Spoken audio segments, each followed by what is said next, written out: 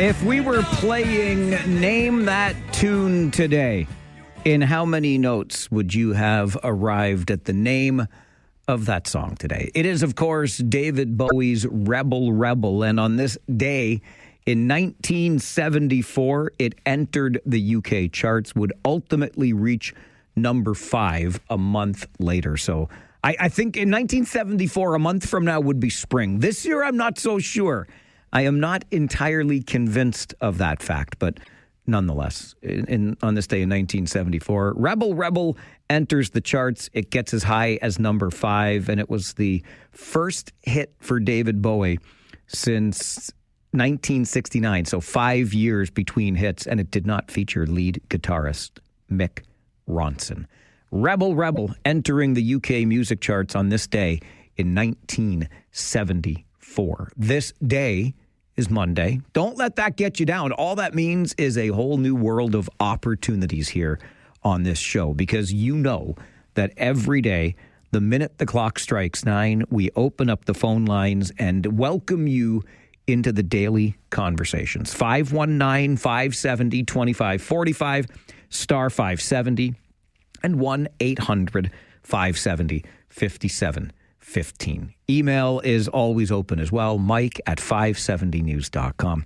And we are more than happy to hear from you on the issues of the day or whatever issues happen to be in your Monday morning, this 23rd of February. Thank you very much for stopping by, spending some of your valuable time with us. I will admit that this is probably more than 50% on me, because I fell into the trap, if you will, of some milder weather that melted most of the snow, at least from the sidewalks and the driveways and whatnot. And it just suddenly became that much easier to get around. And I started thinking, well, okay, we've kind of crossed a threshold here in the winter of 25, 26.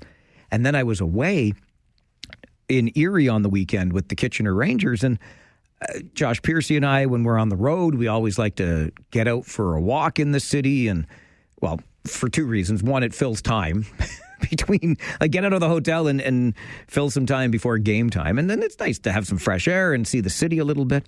And when we went out for our walk in Erie, PA on Saturday, let me tell you what I did not do.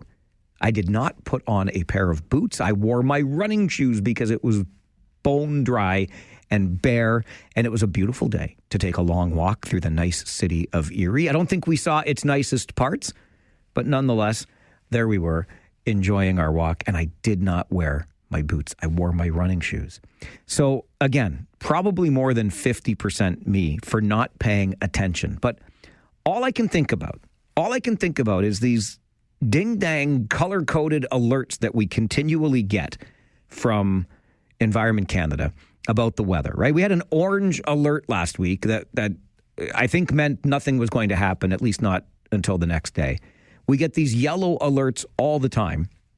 And I got home on Sunday morning sometime, and I was not happy to have to clean off my car. There's nothing like getting home at 2:30 in the morning and having to scrape your car sitting outside the hockey arena before you can get home. All you want to do at that point is get home, right? But then I woke up later that Sunday morning for the hockey game, the other hockey game, the one on TV at the Olympics. And I looked outside, and it had snowed more, because I remember my car being clean when I got home because I cleaned it off. That's what I do. That's what a good citizen does, clean off their car before driving. And then it just kept snowing and snowing and snowing. And finally, by the time we left the house later that afternoon to go see the KW Titans play, there had to be 5+, wasn't there? Am I misjudging this? Did we only get it at the Farwell house? And then we go watch the Titans play, and we come back out, we got to clean the car off again. What on earth was happening? I did not get a yellow alert. I did not get an orange alert. I did not get any alert of any color. And now here we are, right back into the throes of winter weather. I suppose, after all, it is only February, right? But I, for one, again, I will own the fact that I probably didn't pay much attention, and I had been lulled into a false sense of springdom and was quite taken aback by the amount of snow that fell yesterday. And oh, heaven forbid if you didn't shovel it yesterday, huh? It is a crusty mess this morning. I know that because I was lazy enough to not shovel the deck yesterday. Everything else was done, and it was fine, but it's a mess this morning. It's just crusted over and not pleasant in any way, shape, or form. Real quick, because I mentioned it. Oh, you KW Titans. I might have been banned from ever going back to a game. Our schedules finally aligned and permitted us to get to the game yesterday. Titans taking on the Windsor Express. And we had a nice lead early, and then it was all Windsor. But in the fourth quarter, nice little comeback. Our defense was standing tall. We get a nice cushion of a lead again with only several minutes to go. But in the final seconds, we lose the game by 1 point. 1 point! As always, though, fantastic entertainment. What a great way to spend a Sunday afternoon.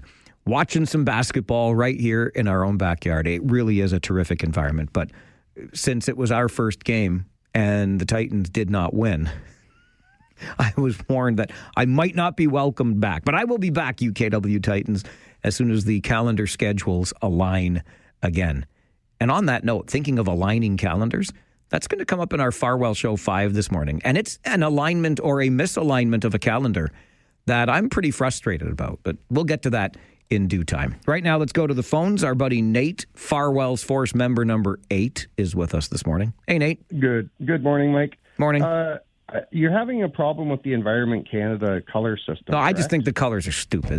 They're ridiculous. Just tell me what's coming. And then why didn't anybody tell me we were getting 7 centimeters of snow yesterday? See, the problem is if we let Gen Z do the Environment Canada warnings, it would be green would be Riz, yellow would be 6-7, orange would be sus, and red would be skivvy toilet, no cap. Does that help you at all? No, I don't understand the language you're speaking to me right now. Have a great day, Mike. Thanks, Nate. You too. I really appreciate it, though. Whatever on earth you just said, thank you for saying it. Is it too soon to talk about that other game from yesterday? I am absolutely 100% not yet over it. And I'm not yet over it myself because, you see, I know this with certainty, and I don't mean to be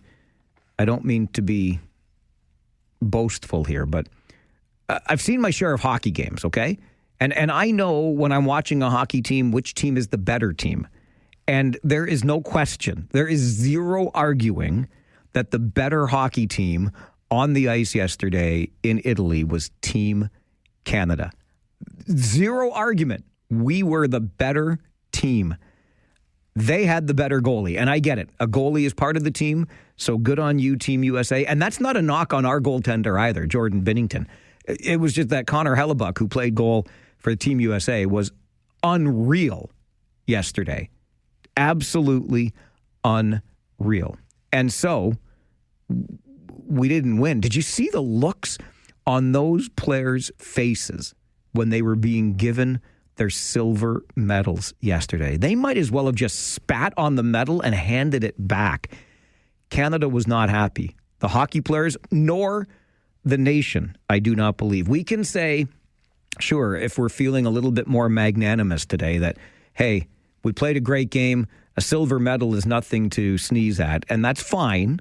I respect that point of view. But we were the better team, and we got goalied yesterday by Connor Hellebuck of Team USA. And as a result, the U.S. gets the gold. We settle for silver, and a nation mourns. I'm honestly not yet over it. It was a tough one. And if I can just add to this, honest to goodness, you know, as a Canadian kid and a lifelong hockey fan, you probably know as well as I do, and we love our hockey here. I know, like, the ratings for that game yesterday were bonkers, how many people were tuned in. I'm sure you were at least paying attention. We love our hockey in this country. I know we do. And I don't know about you, but I always feel as though we're just getting the little pat on the head from the other big sports, right? Because in North America, you've got the juggernaut that is the National Football League, followed probably closely enough by basketball and or baseball, and then Then you've got hockey down here somewhere. It might be behind NASCAR. I don't know. But it's kind of like they're there. Nice little sport you got over there. You play on ice. Even though it's played in 32 markets, many of them in the United States. But if the National Hockey League wants to grow the game, it needs to find a way to play more of these best-on-best international style tournaments. This was outstanding hockey at the Olympics this year, with the best players in the world, the pros, being allowed to compete too. We have got to find a way to do more of that. And you watch how the game will grow, because that is just a magnificent symphony to watch on the ice. It is such a beautiful thing. Absolutely loved it. Sorry we came out on the wrong side of it. Preston Paul, Farwell's Force member number 45, is with us. Good morning, Paul. Good morning, Mike. How you doing? Well, I'm still not over it, and I bet you're not either. Oh, that was hard to watch. So hard. They got to get rid of that 3-on-3. That is a joke, and a gold medal game like that. Just not right. Well, you know what? If I'm being honest with you, I don't hate it. I hate the shootout. Like, I really, really don't like the shootout. But at least 3-on-3 is still hockey. Yeah, well, they could play till they die with 5-on-5. But as soon as the game was over, that goal went in, I went out and did some shoveling. Attaboy. I was watching the medals being handed out. I couldn't take that at all. Yeah, I didn't watch much of that part either. Yeah, and that rotten 7 centimeters of snow, 3 to 5 my butt. Okay, well, at least you had a forecast. I wasn't paying any attention to 3 to 5, 5 to 7, whatever. It was nonsense what we got yesterday. Yeah, well, spring is coming, buddy, and we got a Blue Jay game this afternoon. The Mets, they play the Mets. I'm looking forward to seeing Bo Bichette in a New York Met uniform. Good luck with that. Have fun with that. Thanks, buddy. All right, Paul. You too. Good to hear from you today. Get one more in before your Farwell Show 5, because it's our buddy David Schooley, co-owner of those KW Titans. David, am I allowed to come back to a game? Mike, I know they walked you out. Security had to walk you out yesterday. That was kind of ugly. It was a little bit, but they were very polite. They weren't too rough on me. No, just, you know what? What a game. We had so many games yesterday. 15 times the lead changed. Wow. In that game. So, it came down to 2.8 seconds. Sometimes you make the right move, sometimes you don't. But, the Titans are right back at it today. Did you know that? Today? Yeah, we are playing our friends Adult in Motion. Oh, I love it. Afternoon, yes, rematch number 4. We're gonna work hard and hopefully we can pull that one out. But the hockey game yesterday was that was a little rough, and then Windsor took home the win yesterday. So, but yes, you are always welcome back at a Titans game, Mike, and we have to get that CF game out. We will absolutely get that sorted. Appreciate the hospitality as always, David. Thank you. Yes. Thanks, Mike. All right. You too. Bye-bye. David Schooley, co-owner of the KW Titans. I'm going to come back to the Olympic piece in just a moment, and not just on hockey, because I don't know how you're feeling today now that the games are over and we look at our medal total of 21. These were the Winter Olympics, right? In other words, the games in which we should, as a nation, excel because we are a frozen tundra, after all. 5 gold medals? I mean, I don't know. Listen, full respect. I love all the athletes and what they did, but I can't help but wonder if we shouldn't be doing more. Or maybe it's my bias showing through, because not only do I love sports, but I believe in what sports does for us when we participate in them at any level, right? Organized sports, from the time you're a kid, whether you become a professional or an Olympian or not, there are tremendous benefits from participation in sport. And you can't get the next Olympian if that participation is not happening at the grassroots level as well. Anyway, we'll come back to that, because I'm wondering if we don't need to invest a little bit more in our athletes, but we'll get to that. 1, 2, 3, 4. Can I have a little more? 5, 6, 7, 8, 9, 10. We'll go for 5 on your Farwell Show 5 this morning, and I mentioned this earlier, the misaligned schedule. Our public and Catholic school boards at number 1 on your Farwell Show 5 cannot align their PD days for the next school year. And that is a costly misalignment. The school boards are now on the hook for more than $286,000 in additional transportation costs. The public board will spend $189,000 plus more. The Catholic board takes on the remaining almost $97,000 in transportation costs just because. Can you explain to me how the two boards just can't say we're taking our PD days at the same time? What on earth could be the barrier to that happening? Oh, well, that's okay. Even though we cry poor all the time, we'll just spend $250,000 more on transportation costs because we can't align our PD days. All right, then. Number 2 on your Farwell Show 5 this morning, a dozen speed cameras rotating through designated school zones in Guelph for 28 months issued more than 32,000 speeding tickets, generating more than $3.6 million in fines. Quick math on that. 28 months, 32,000 tickets, about 1,000 tickets a month, about 300 tickets a day, etc. $3.6 million in fines. The city received just over $310,000 from the cameras. That's about 7% of the value of fines issued. Where's the other $3.3 million? Where did that go? The details revealed in a report released to Guelph Council on Friday afternoon. The speed cameras were banned last November. And when you're only getting 7% of the revenue, good thing they were. The hell's the rest of the money going? Number 3 on your Farwell Show 5 this morning, Canadians in Mexico are taking cover following an outbreak of violence. Government officials in western Mexico warn that Jalisco state is unsafe for travel after a major drug cartel leader known as El Mencho was reportedly killed in a military operation to capture him. The White House confirmed that the U.S. provided intelligence support to the operation to capture the cartel leader. Number 4, the 2025 tax filing season officially kicks off today. The Canada Revenue Agency says taxpayers should have it easier this time around. It got criticism a year ago for long wait times and some bad advice from representatives. But the CRA says it has streamlined its website, hired more call center workers, and revised its standards for accuracy. And number 5 on your Farwell Show 5 this morning, a native of Cambridge has signed a pro hockey deal in Florida. Mark Cooper has joined the Orlando Solar Bears, the ECHL affiliate of the NHL's Tampa Bay Lightning. Cooper played junior hockey with the Hawkesbury Hawks before studying economics and political science at the University of Toronto. Cooper was the captain and the leading scorer of the University of Toronto Varsity Blues last season. And that is your Farwell Show 5 for a Monday morning.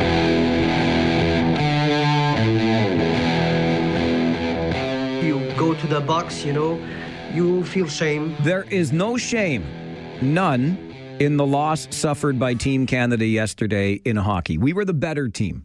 And there is no shame in the performance put in, the effort put forth by any member of Canada's Olympic team across the board.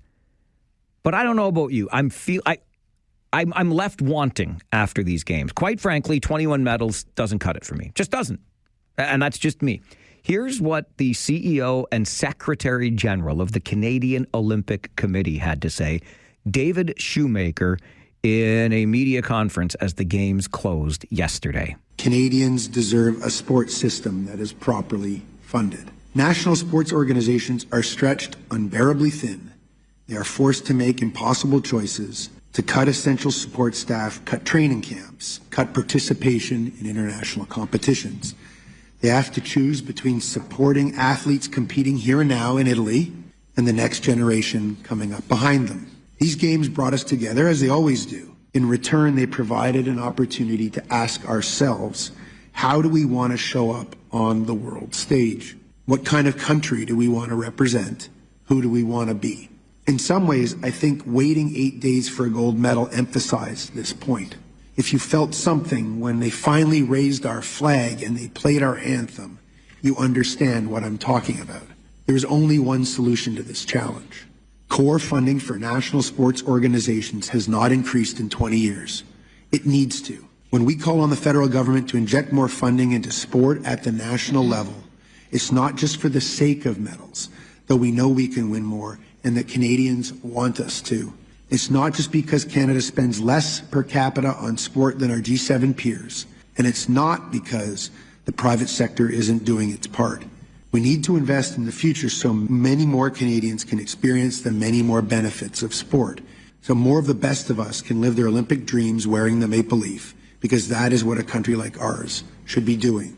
Sport is an integral part of that strength of character and country. Sport represents a set of values that define us. Through sport, we have a real opportunity, if not a responsibility, to be ambitious about how we want to show up as a nation, both on the world stage and in communities across the country. I can't say I disagree. Isn't this what it's all about? Don't we invest in sport as a nation-building opportunity so that we can not just win more medals for the sake of winning the medals, but the performances there inspire us as a nation? Isn't it time we invested a little more in these athletes? Would love to get your thoughts on that on the Mike Farwell Show. 570 News Radio and Rogers TV.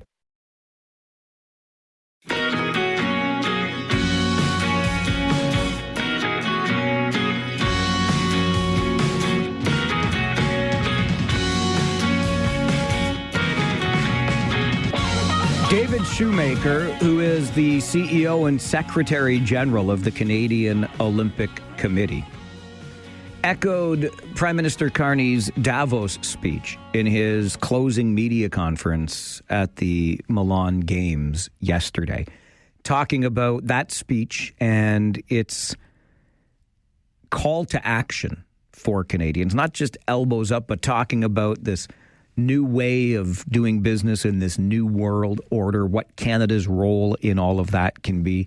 And David Shoemaker of the Canadian Olympic Committee believes that this idea of nation building can also come through our participation in, and quite frankly, excellence in sport.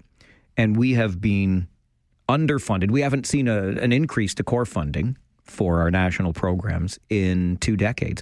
To put this into perspective, any Canadian gold medal winner at these games received a bonus of about $20,000. Italians who won, home nation or not, got a bonus of $200,000, 10 times the amount for winning a gold medal. And it's not that the pursuit of the medal is the pursuit of wealth. It's that it's some compensation for all that was put into earning that medal, because this stuff does not come easily. And if we want to be a laggard on the world stage at these Olympic Games, we can be.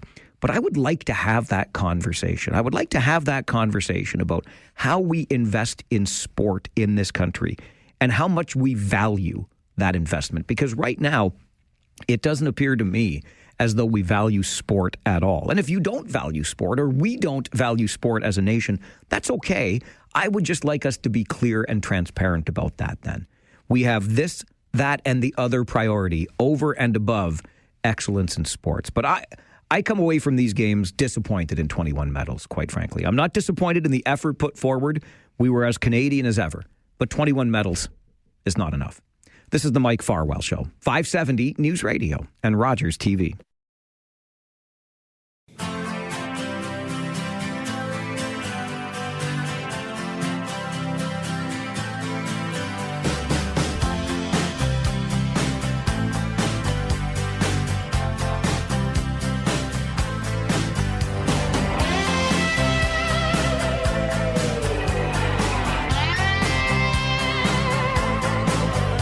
If there is one issue here in the region of Waterloo, that issue is water. I don't need to remind you of the situation. I'm trying to avoid the use of the word crisis, because if everything is a crisis, nothing is a crisis. But we certainly have some work to do when it comes to water in this region. It seems as though our current supply is unsustainably low. And as a result of that, we're putting a pause on developments until we can figure things out. David Rudolph is a professor in the Department of Earth and Environmental Sciences at the University of Waterloo. Joins us for a conversation. David, good morning.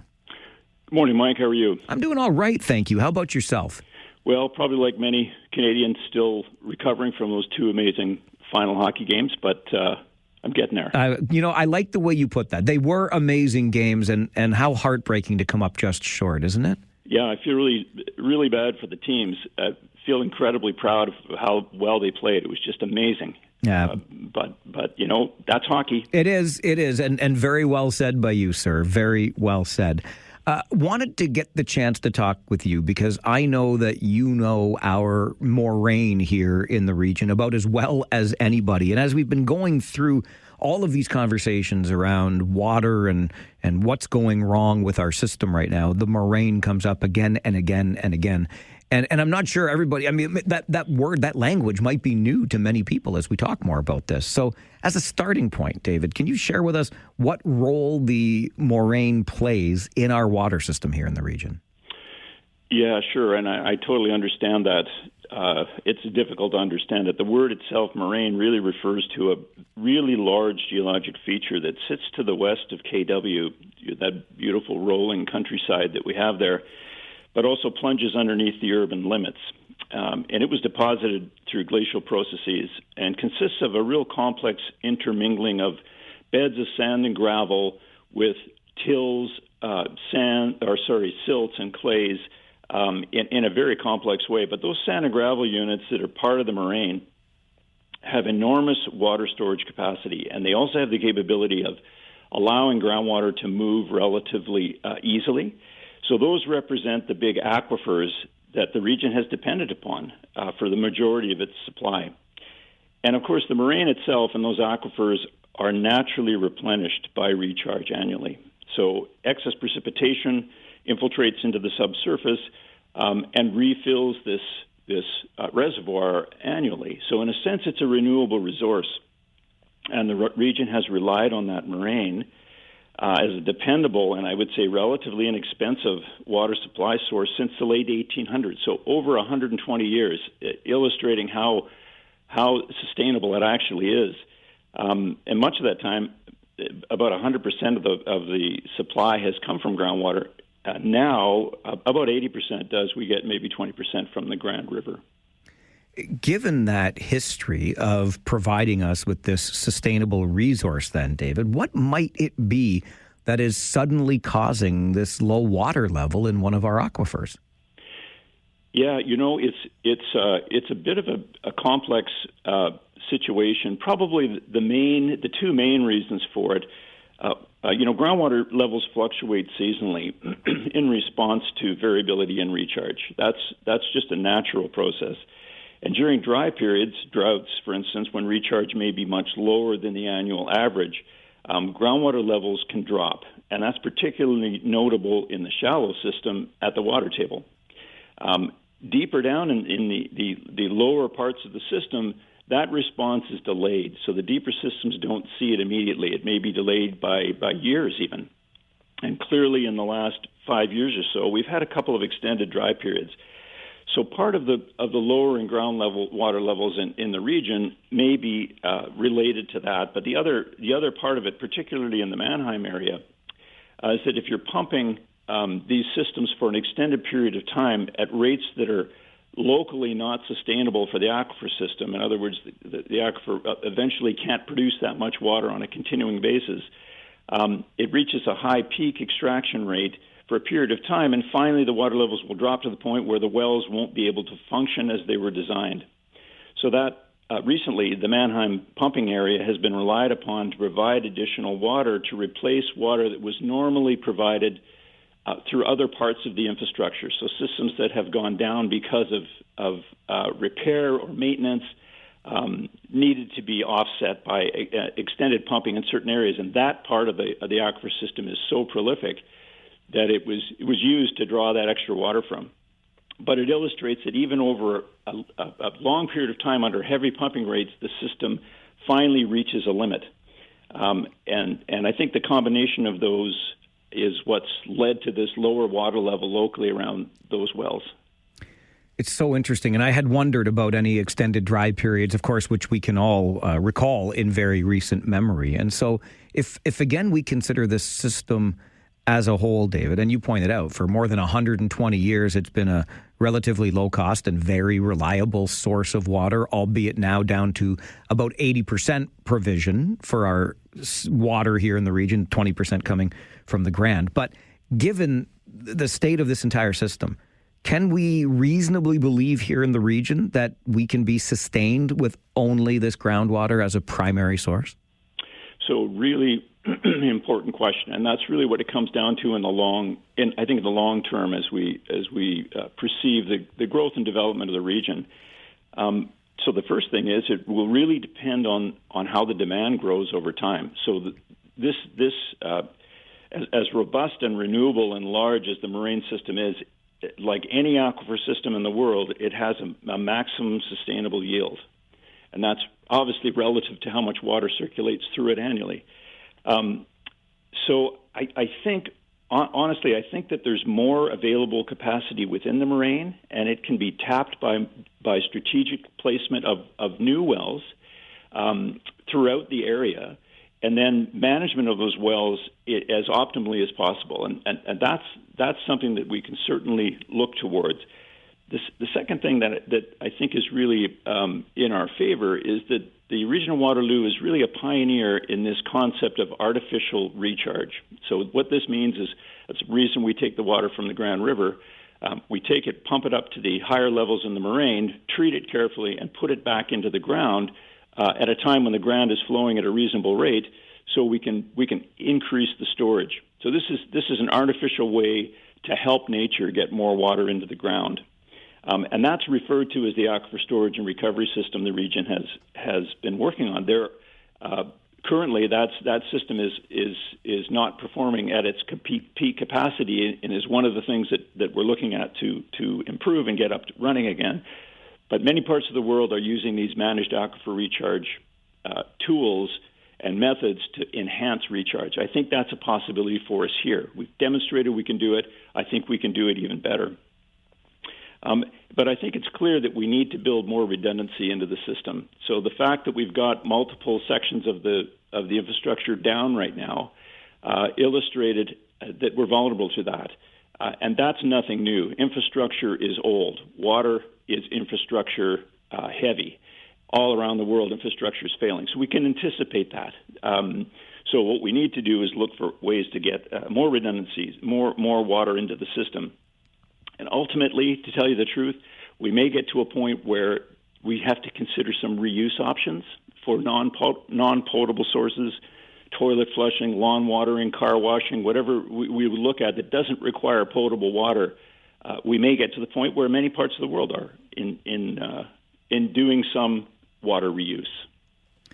When we consider aquifer storage and retrieval that you've just described, building redundancy into these systems, those are longer-term ideas that we could begin implementing. And of course, as you know, David, we are facing an issue right now that requires some urgency in our response to it. What do you see? Are there things that we could be doing in the very near term, if not immediately, to address the problem we're currently experiencing?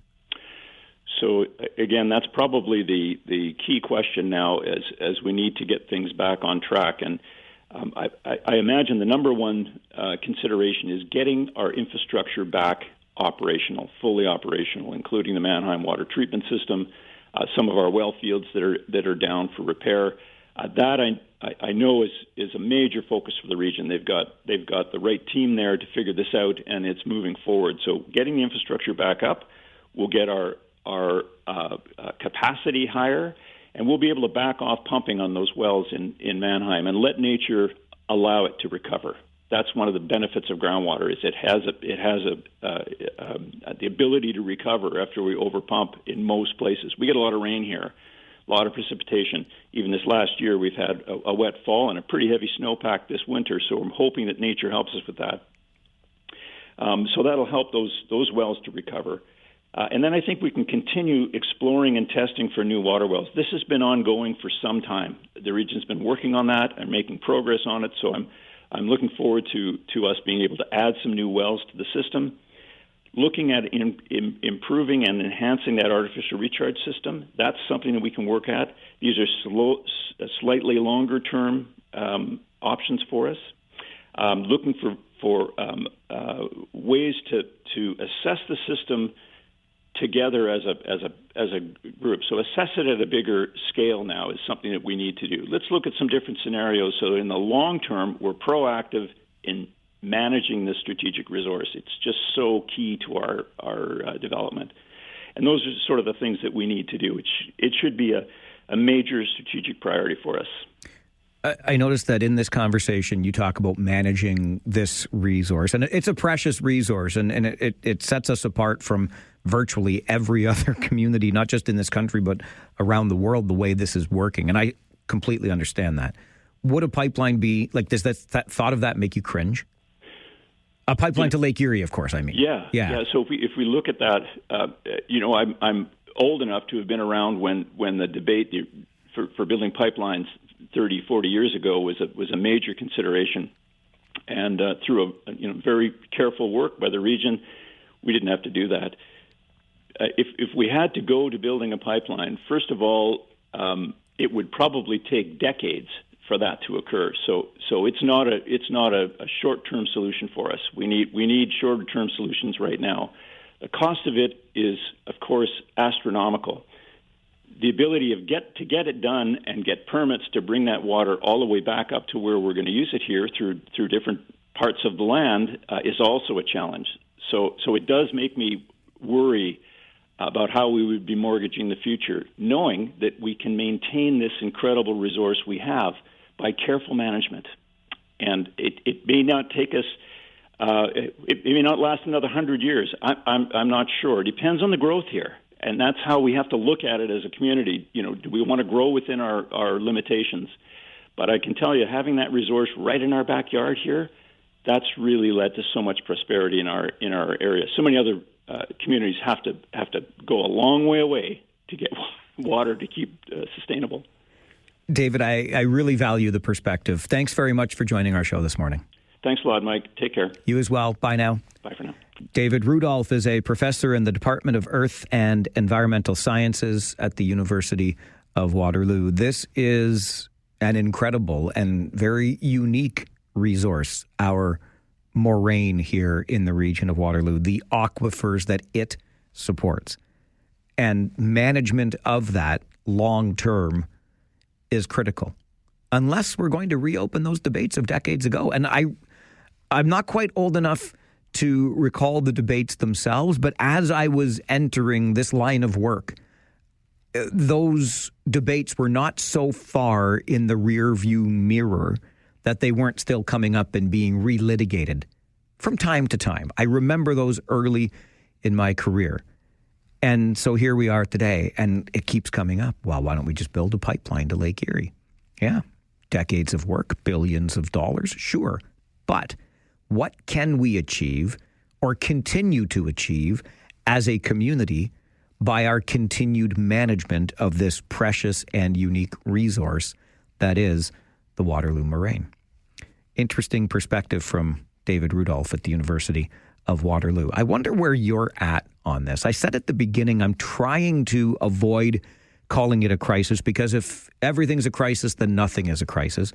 But we certainly have a bit of an emergency on our hands here.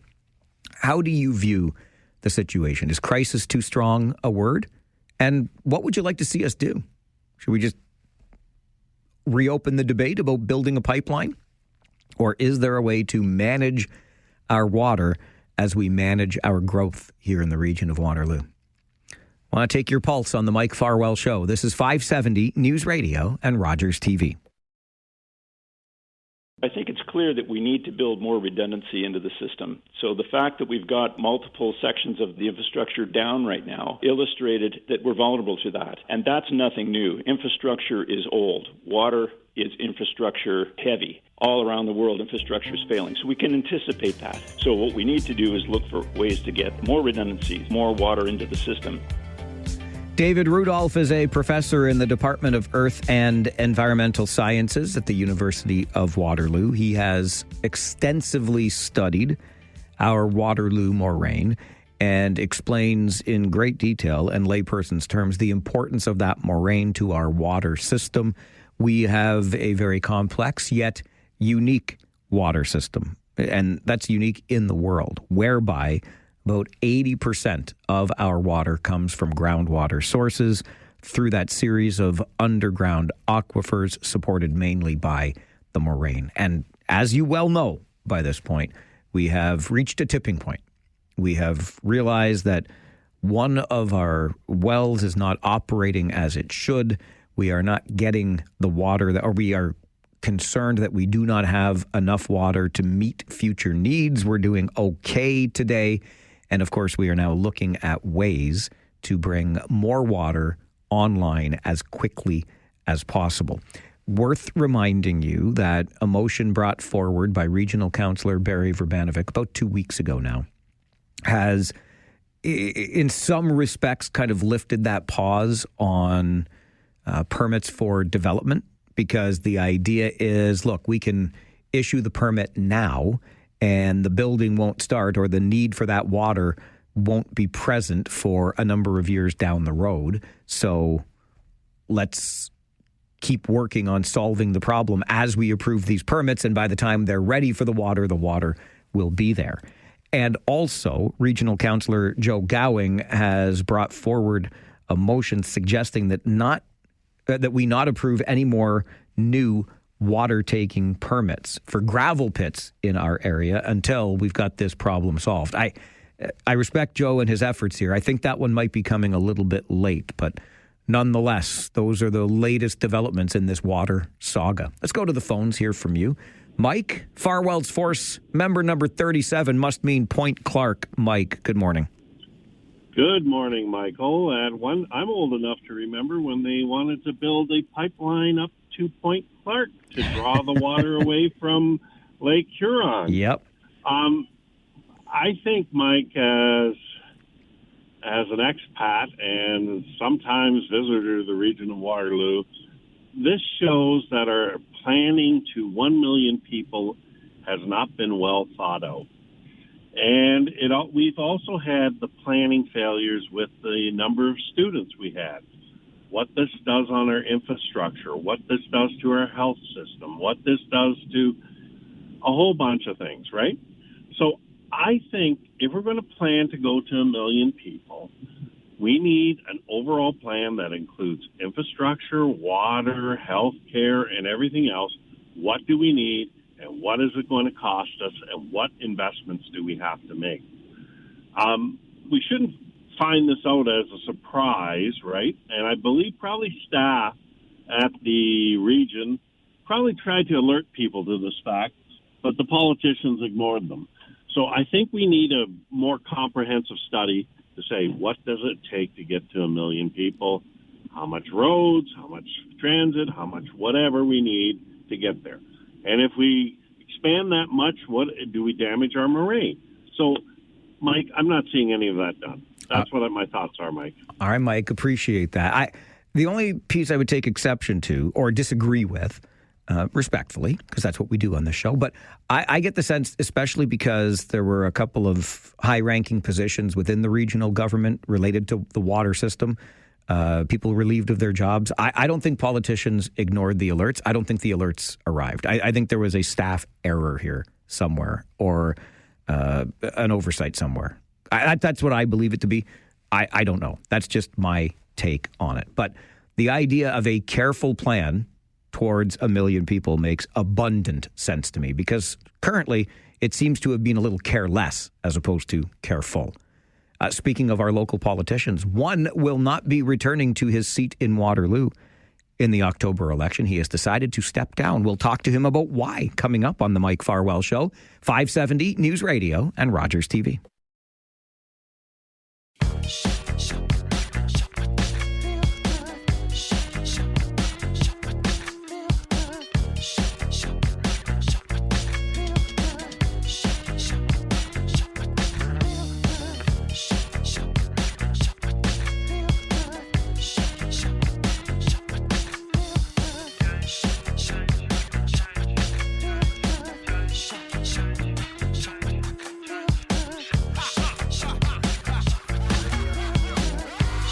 This is a municipal election year. In October, we will cast ballots to determine the makeup of our municipal councils. Whether or not we're casting ballots for regional councillors remains a little bit up in the air. All kinds of rumors and rumblings out there about a change to our regional government system. However, that's just rumors and rumblings. It wouldn't be a municipal election year without those. One thing we do know for sure, though, is that the seat for Ward 2 in Waterloo will have a new face in it. That's because the incumbent councillor for Ward 2, who's been there for 2 terms, has announced that he will not be seeking a 3rd term. He is Royce Bodley and joins us on the show for a chat about it. Royce, good morning. Good morning, Mike. How are you? I'm all right, thanks. How are you? Not too bad, thank you. Good. Why did you decide that you're not going to try for a 3rd term? It's really just a personal decision at the end of the day. I've really just enjoyed my time on council. I feel very privileged to have had the opportunity to represent my community there, but at the end of the day, it's just a personal decision, and I'm going to cede my seat to the next person who's I hope is going to move things forward on some of the issues that I'm really passionate about. When you look back on the last 2 terms and 8 years, Royce, what things that you're passionate about are you proud of accomplishing? Well, I guess I would say to start with, when you're on council, there's no such thing as individual accomplishments. There's only things that we accomplish together as a council. And of course, there's nothing that we accomplish at council. Those things are impossible without having staff who actually do the work to get these things accomplished. But that said, there's a number of things that I'm really proud of over my 2 terms here on council. It's really interesting when you're on council. You represent your ward, so your individual area within the city. But equally, the job is being 1/8 of a voice that represents the entire city. So if we're looking at things in my ward, a lot of the things that you accomplish as a local councillor are really small but impactful things like getting stop signs installed or other traffic calming measures, working with neighborhood associations and individual residents to try and resolve their issues. And there's a lot of those things that I'm really proud of. There are also some bigger things in my ward that I'm really happy to see. We've got a new dog park out in behind the Costco. There's been a number of new park spaces that have been built out in Ward 2, a splash pad next to Laurel Heights. There's a new hub community park coming at St. Moritz Park in Clare Hills. Beach Rocks Park was built in Vista Hills. So there's a lot of those things. And then on the bigger picture things, some of the bigger picture things that the city has done that I'm really proud of. I'm really proud that in my time on council, the city of Waterloo became a living wage employer. I think that's really important to show leadership to the business community about what we need from that perspective. I'm really proud. I worked really hard to get sustainability standards included at Generation Park, which is the new industrial park that's going to be built in the coming years. And when that's built, it's going to be among the first industrial parks in Ontario where all of the buildings are done at zero carbon building standards. I'm really proud of the creation of the city's first ever reconciliation, equity, accessibility, diversity, and inclusion team. So there's a lot of things that I'll look back on and really look back on and be proud of the work that I did on council. But as I say, it's not an individual accomplishment. It's an accomplishment with my colleagues on council and with staff. Is the job what you expected it to be? That's a good question, Mike. I guess I would say to that, I never really expected to win when I ran in 2016. I tried to win, of course, but you know what? I never really gave much thought to what would happen if I won. I was new to this when I ran. I didn't have a lot of connections within the community. I worked really hard to get elected, but truthfully, I had no idea what I was doing. So I didn't. I think in some ways there's something good about that. You don't come in with any preconceptions about what it is or what it isn't, and you sort of get to do what you think makes the most sense. When you start on council, they don't give you a handbook that says, here's what the job entails and here's how you do it. So you're sort of left to figure things out on your own and with your colleagues. And I think I've done that pretty well. Would you recommend the job to somebody else? I mean, absolutely, for sure. And I've noted this in my, announcement that if there are any folks really anywhere across the entire region that are thinking about running for council, I'd love to meet with you and chat. I've already met with a number of people who are contemplating running in the fall. I'd love to share my experiences. I would. I mean, it's certainly, I would say it's not for everybody, but if it's something that you're thinking about and you have any questions about it, especially if there's any progressive folks out there who are thinking about running, I would love for you to get in touch with me. And I know people often say that when they're in these positions, but I sincerely mean it. I love talking to people and sharing my experiences on council. And to go back in 2018 when I first ran, I would tell you, not knowing what I was doing, there were so many folks who were generous with their time before the campaign.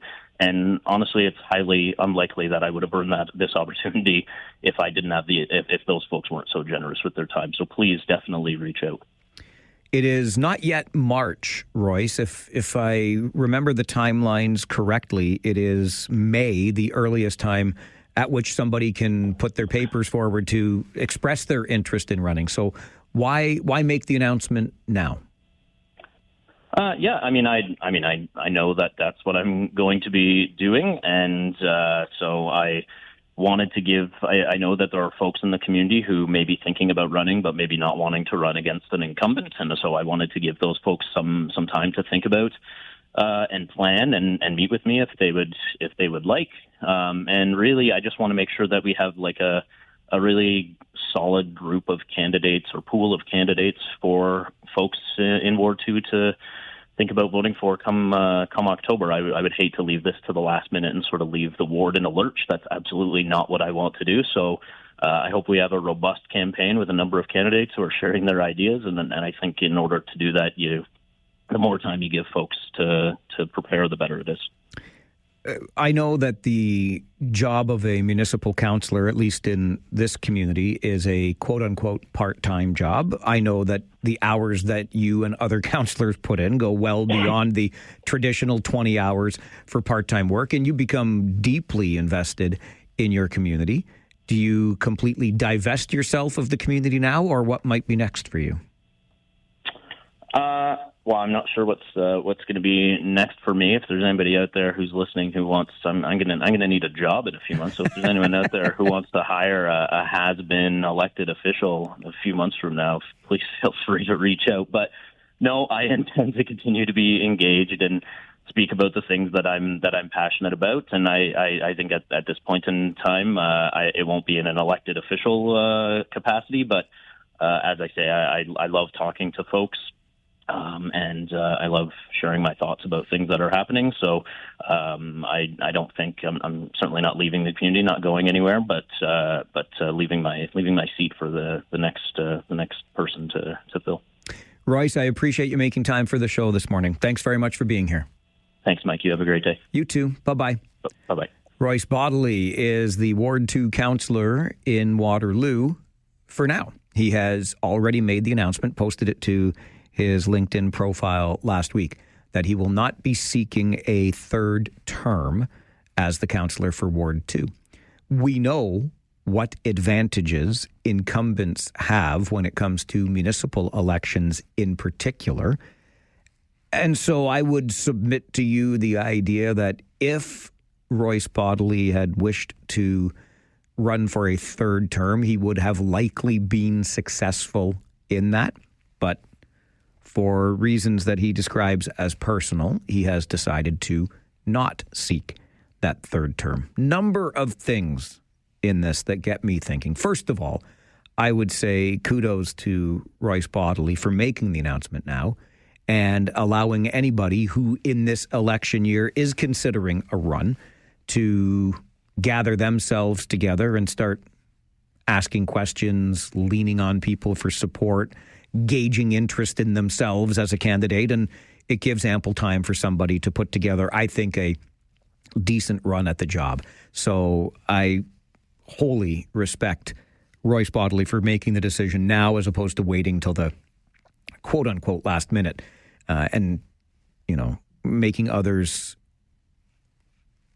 consider a campaign that might be a less polished or prepared campaign. So ample time for anybody who wishes to run for the Ward 2 seat in Waterloo. And in fairness, I've often described the municipal councillor's job as a thankless job.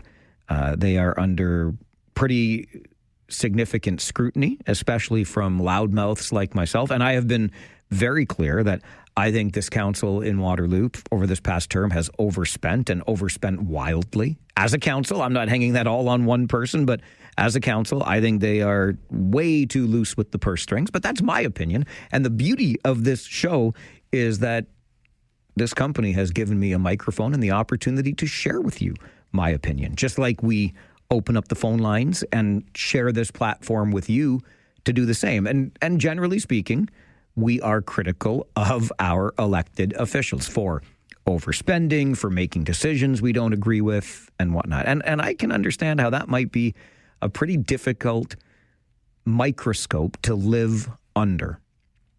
Because, again, there's not a whole lot of praise. There's a whole lot more of criticism. There is some praise, but we tend to be more critical than praiseful when it comes to the work being done by our elected officials at any level. And they know that going in, so I understand that part of it as well. The two things that come to mind for me in this. One is the fact that Councillor Bodley has decided after 2 terms to not seek a third. As we know, in the United States of God bless America, a president can be there for 2 terms. We have no such term limits here in Canada. And it's often been proposed as an idea to refresh those faces on council.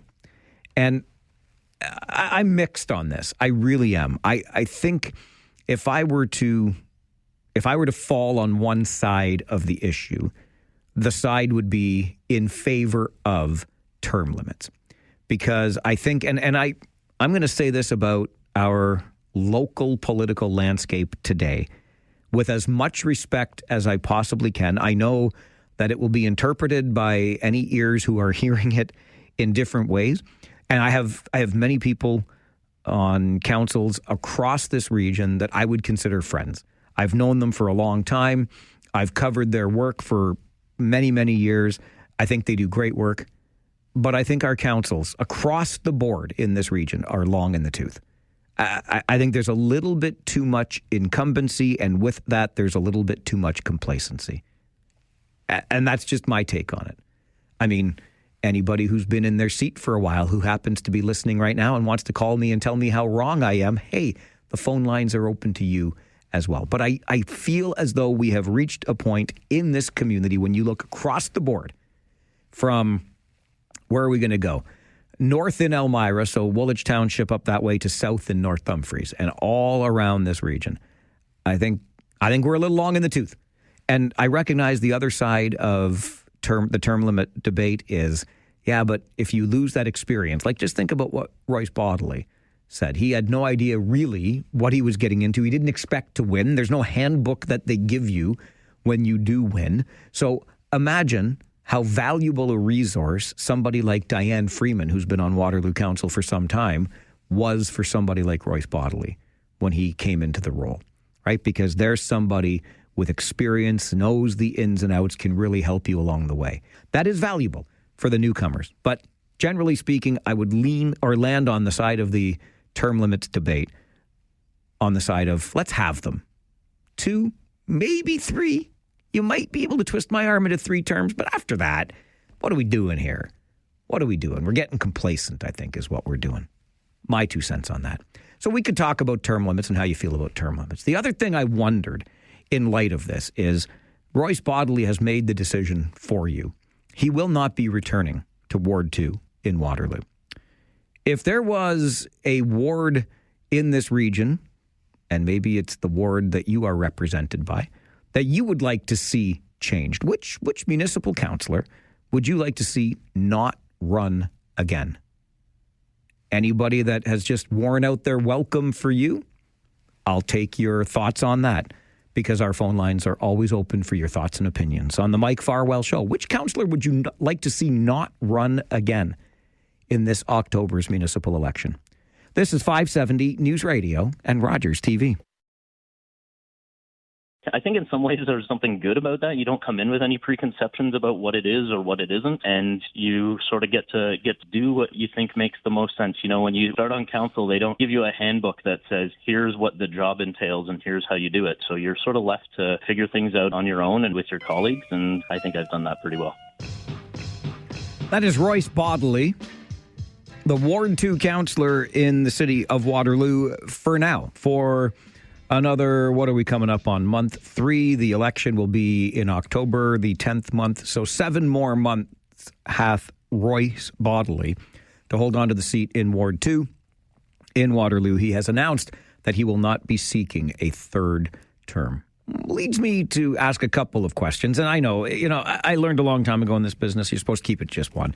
But there's 2 things on my mind. Maybe there's 2 things on yours. You can pick and choose, or we can talk about both. Term limits, are they a good idea? This is a self-imposed, perhaps, term limit from Royce Bodley. He says 2 terms, I'm done.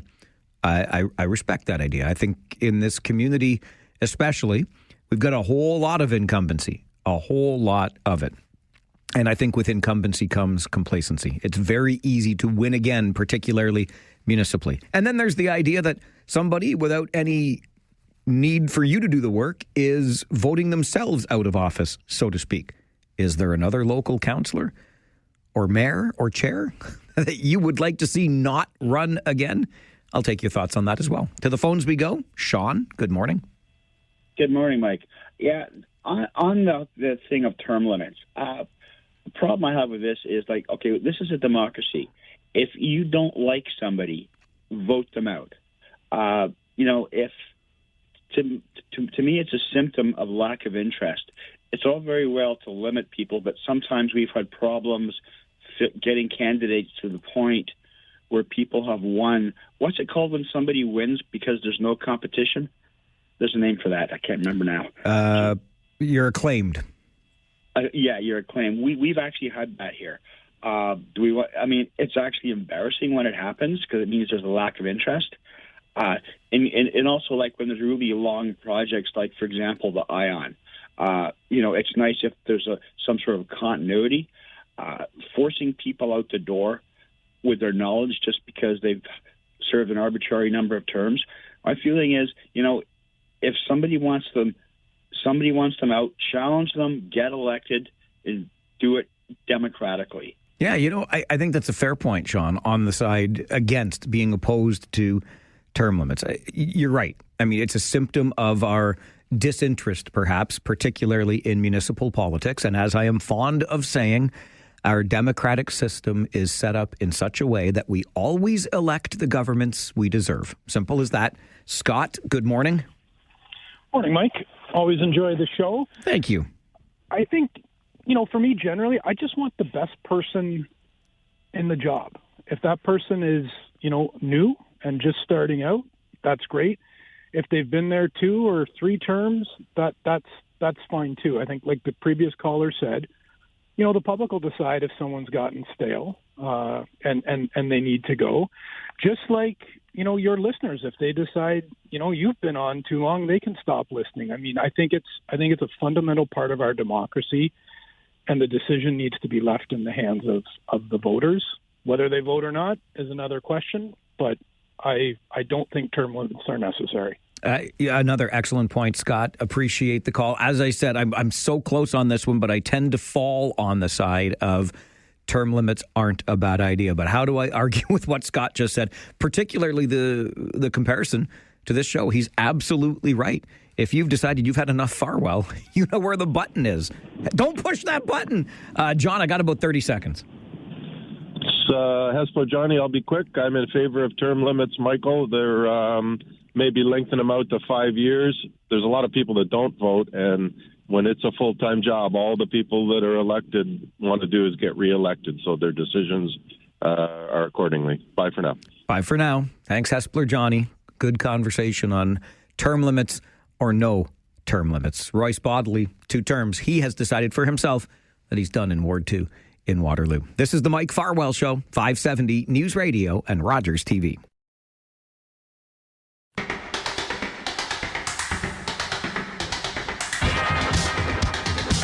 Well, what a treat this is for me this morning to look on the other side of this Zoom call and see a couple of fellas that I've known for more than a couple of years sitting in the boardroom at one of my favorite places. That would be Malul Blamey Construction in Waterloo. And Malul Blamey is the presenting sponsor for the awards banquet that happens one night before we drop the puck on the USports Women's Hockey Championships. That'll be taking place again this year in Elmira, the second year that we as a community play host. And we also will be hearing from, or not only is our community hosting, but the University of Waterloo women's hockey team. Jen, on the other side of the glass here, our guests are having a hard time hearing me right now, so we'll have to make sure they get connected to this. Is that helping, fellas? Are you able to hear me now? I don't think they can hear me now. So we're going to get Jen to sort this out so that our guests can hear us on the other end. Fellas, if you're able to hear me, just give me a thumbs up over there. You got me now? No, they don't have me now. So Jen is feverishly working on this, and I'll leave it in her capable hands as I remind you the USports Women's Hockey Championship are going to be happening in Elmira, March 19th through the 23rd. I still don't think they're hearing me. So there's a piece that's missing here. And what might that piece be? I wonder if Jen can figure it out and how quickly she can do it. March 19th to 23rd, tickets are on sale now. This is the See Them, Be Them tournament. We're going to have some of the best women hockey players in the country competing at the Dan Snyder Memorial Arena at the Woolwich Community Center in Elmira. Last year we were hosting as well, and our Women Warriors team got right to the final, but came up just short. This year we are going to get that better result. We are absolutely certain of that.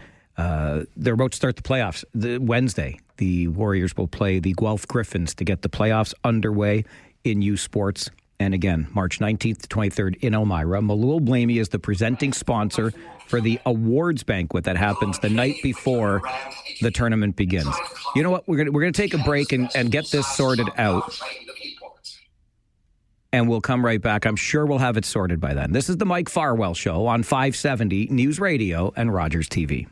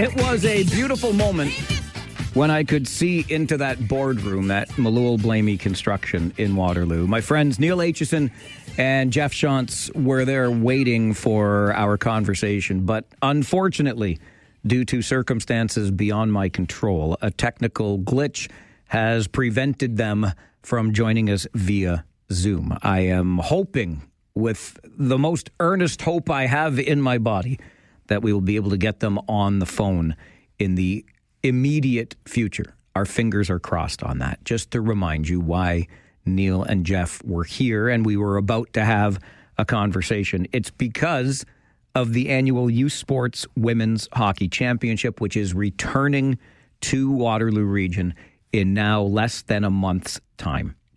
This is going to feature the top 8 university women's hockey teams across Canada, battling it out over 11 games at the Woolwich Memorial Centre. It begins March the 19th. It goes through the 22nd. And the day before the tournament begins, on March the 18th, it will be Malul Blamey Construction as the presenting sponsor for the awards. And I do now have Jeff Shantz, who's the Vice President of Project Development at Malul Blamey Construction, and Neil Aitchison, the Senior Manager of Market Development at Malul Blamey, on the phone with me. Jeff, good morning. Thank you for being here. Good morning, Mike. Mr. Aitchison, my good friend, good morning to you, sir. Mike, happy to be here. I am so happy that the two of you are the professionals that you are and were able to so quickly get to a phone. I do apologize for those technical issues, but let's dive right into this because sure. I know a lot about the company. I know a lot about you two fellas. Jeff, I'll start with you. What is it about this tournament, the USports Women's Hockey Championships, that makes Malul Blamey want to step up as a presenting sponsor for the awards? Well, I think it starts quite a few years ago. Rolly Webster and Jen Edwards. Rolly's the director of athletics, and Jen is the manager of marketing communications at University of Waterloo. They approached us back in the fall of 2024, and we've been longtime supporters of the golf tournament, which supports University of Waterloo athletes. That tournament's been running, I don't know how many years, but we were always providing sponsorship and also supporting some of their initiatives and fundraising and getting group tickets to go to football games and other things they were doing. But when we first saw it, the signage on the Elmira Arena, because myself and Steve Hanley, we still play there every week. They didn't really put two and two together until Rolly reached out, and basically we looked at it as an exceptional opportunity to be a part of supporting national hockey event, and also the awards banquet sponsor came up, and to top it all off, we built the arena where the tournament was going to be held, called the Dan Snyder Memorial Arena. So there's a lot of close ties that we had to this, including 3 of us partners at Malul Blamey. We all went to high school in Elmira. Steve Hanley and myself, we played hockey there all our lives and still are to this date with the Elmira Polar Kings. And Steve also coaches a women's hockey team that his 2 daughters play on out of Elmira. So this all tied together with our long time standing with University of Waterloo too, is building a lot of buildings there. And so we just felt it was a good fit and a good opportunity to give back to the community. But there's also a fun fact that I found out later is that my son-in-law, who plays for Detroit Red Wings in the NHL, his cousin, Kiera Raitt, was a senior member of the team. So I got to see her play last year, and we'll see her play again this year. I think it might be her final year on the team.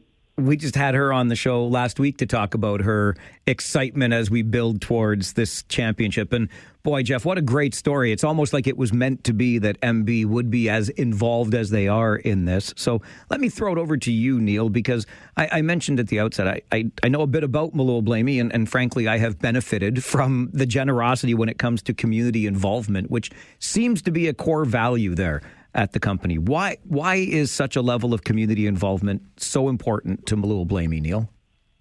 Well, this company is 40 plus years old now, and it's amazing how when we started out as a company, we go way back, a lot of the big jobs were given to Toronto firms, and Malul Blamey wasn't even really looked at. We got a few jobs going with the University of Waterloo years ago. Now, we have back-to-back-to-back jobs, just using them as an example. And we've become well acquainted with their presidents, David Johnson, Faradin Hamdalapper, the current president, and we've been sponsors of, like Jeff said, of various small things. And when it comes to doing this kind of work in the community, and they support us in a big, big way. We give back in a big way. And that's just one example. And as a result of being a big what's the word I'm looking for? Contributor in our community, we've picked up on not just the odd golf tournament and some beer league hockey, but now we're doing the Rotary, the Optimists, the Lions, the bereavement associations, women's shelters, House of Friendship, Drayton Entertainment. And of course, as you mentioned, we saw Mike Farwell with his tools sticking out of his Volkswagen. We thought maybe you should have a pickup truck and a gas card to get around and do all that great work of Farwell for hire. And it's been fantastic. And it keeps on being part of our community. And those are just a few examples. Yeah, and both me and the Volkswagen still thank you for rescuing the family sedan all those years ago during Farwell for Hire. Jeff, you mentioned that you're still playing the game. I know this because I've seen you out there at charity tournaments in the past. How do you think you'd stack up against these best women's varsity hockey players? I made a note of that question very quickly. Not very well. They're very talented people. Like when I saw the tournament last year, and I think they're the underdogs, but they made it to the final game and the championship, and the talent that these ladies have and the level they play at. I'm 62 going on 63 this year, and there's not a chance I can keep up to them, but would more than be happy to play an exhibition game of some type where they would take it easy on us. I've seen them too, and no disrespect intended, Jeff. I think they'd skate circles around all of you. Fair enough. Neil, you mentioned some of the projects, particularly University of Waterloo, and we know Malul Blamey is involved in so many. What interesting things is the company working on right now? Well, you can see, again, at the University of Waterloo, straight across the road on University Avenue, where they had that bridge that went to nowhere. Now it goes to a brand new big university resident building. And that's the second. We built a 12-story resident building on Seagram Drive. We built the health sciences, the co-op lab, the new administration wing, and the House of Friendship job on Charles Street. That's upwards of $90 million. I just talked with Chief Mark Crowell of the Waterloo Regional Police, and he said that new headquarters on Frederick Street, where we converted the courthouse to their new Kitchener headquarters, is the best example of modern technology taking over an old courthouse and removing tons of concrete and rebuilding a beautiful new center. And we're doing high-rises, multi-residential, and once the condo market picks up again, you'll see another growth in that market. But not just here, but we're all everywhere between London and Oakville and Midland and Penetang and Barrie. We've got several jobs going up there, huge, big jobs, employing a lot of people. And when I started here, Malul Blamey had maybe, I'm guessing, 80 people working. Now they've near 300 people that we are employing. You know, and that's visible, especially, I think, to me, because you've been so generous and donated that vehicle and the gas card to me every year for my campaign. When I'm out on the roads driving that vehicle, it's a Malul Blamey vehicle. I call it the MB wave from my fellow Malul Blamey drivers out there, because they've got the vehicles, and now I happen to notice them. And it's true. You talk about, the work that the company does, but this employs a lot of people right here in our own home community. Yeah, I think you'll find about near 60 of those pickup trucks running all over the province. Before I let the two of you go, and Jeff, I'll start with you on this. You've already kind of gotten into your roots in Elmira, and even with MB building that Dan Snyder Memorial Arena. But as a couple of fellows who both live and work here in the region, what does it mean to you to see our community get the chance to host this tournament again? Well, I think for sure it's an opportunity to showcase what a great hockey community we have in Waterloo Region, and especially in Elmira. This is the one chance in a lifetime, I think, that comes up. And I couldn't be happier for Elmira to be getting this. And it's been the University of Waterloo who led this and picked. And they picked the Dan Snyder Memorial Arena for a reason, because of the ability for fans that were closer to the game. And that was the whole point of that rink when Dan Snyder's father, Graham, took the initiative to what kind of place that was going to be. And it really, the whole theme of see them, be them, that the university has taken for the university women's hockey, this facility is a showcase of that and for our community. Neil, what about for you to have a tournament like this in your home community? What does it mean? Well, hockey is Canada, Mike, and like yesterday's disappointing results, we're the best on the ice, but not on the scoreboard. And I believe this company is just picking up on what is typically Canadian, and I'm very proud to be a part of it, as I know a lot of the folks here are. Gentlemen, really appreciate your time on the show today, especially considering the slight technical glitch we had. You came through in the clutch. If only we had you on the ice for Team Canada yesterday, it might have been a different result. Jeff and Neil, thank you both very much for being here this morning. Thanks, Mike. Have a good one. Neil Aitchison is the Senior Manager of Market Development at Malul Blamey Construction. Jeff Shantz is the Vice President of Project Development there. Malul Blamey is the presenting sponsor for the awards banquet that happens on a Wednesday night. It's the night before, so March the 18th, before we drop the puck at the USports Women's Hockey Championship on Thursday, March the 19th. The Warriors will play their quarterfinal game that night at 7 p.m.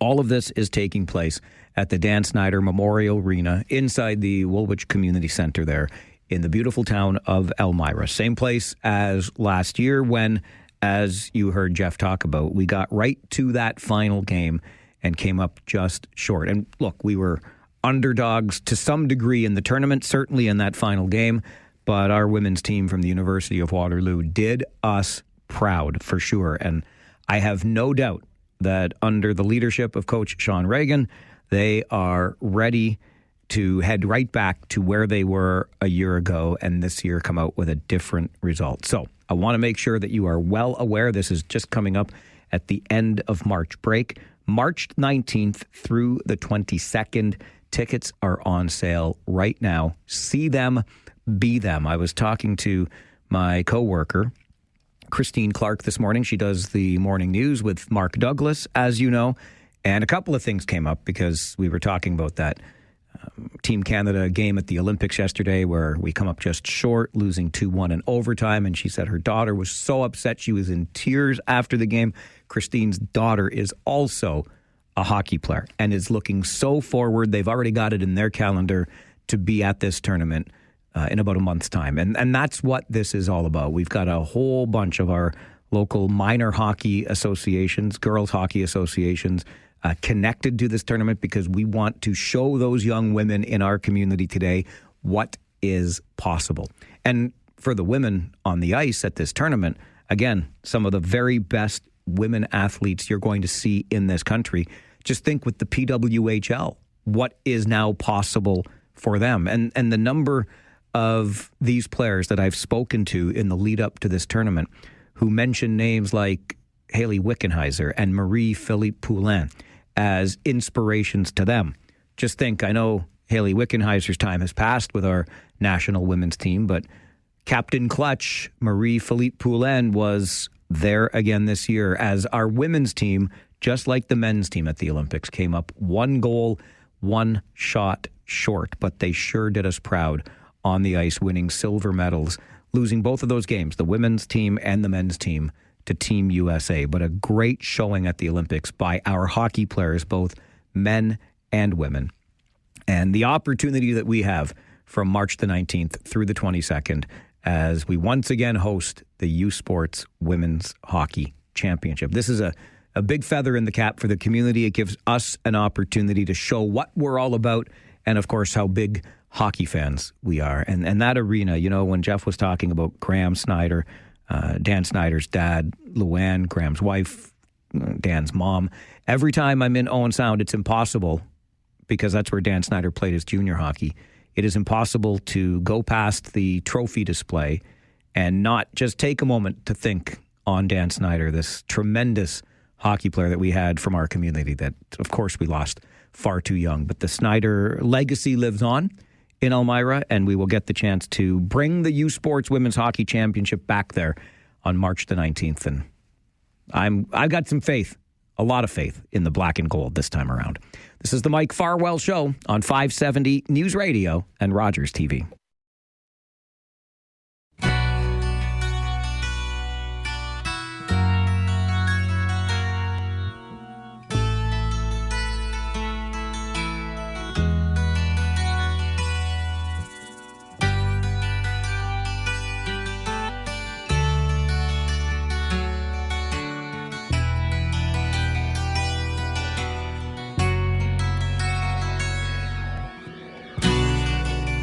An unmistakable song to begin our weekly conversation. At a look back in this week in music history, we are joined for this weekly chat by Brian Allison, who is a musicologist and who also operates a Facebook page by the same name, This Week in Music History. So you'll get the tidbits that we talk about here on the show each Monday morning at 11, and oh, so much more. The unmistakable sounds of the Eagles and Hotel California as Brian joins the show. Good morning, Brian.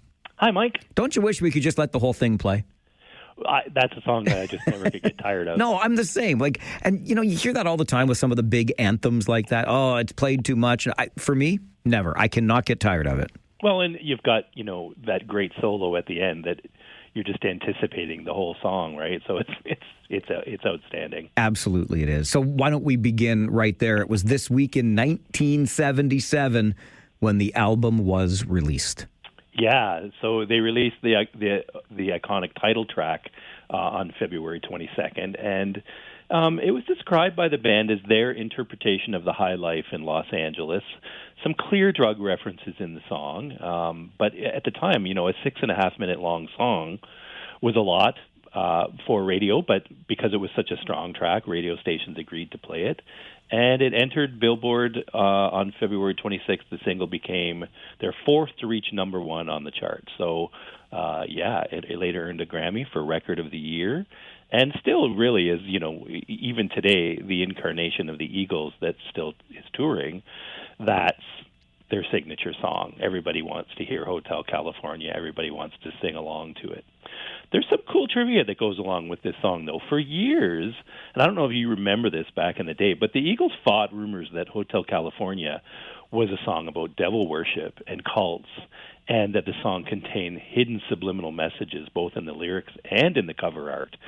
So some claimed that the real hotel on the cover, which is actually a place, the Beverly Hills Hotel, was a satanic meeting place, and that in the cover photo there's a shadowy, bald-looking figure in one of the upper windows, that's actually Anton LaVey, who's the founder of the Church of Satan. I mean, Don Henley's been very blunt in calling these interpretations nonsense. And, there were, of course, the fans that were looking for backward masking in the song, too. That in the 70s, everybody was playing their records backwards to see if they could find some sort of subliminal messages.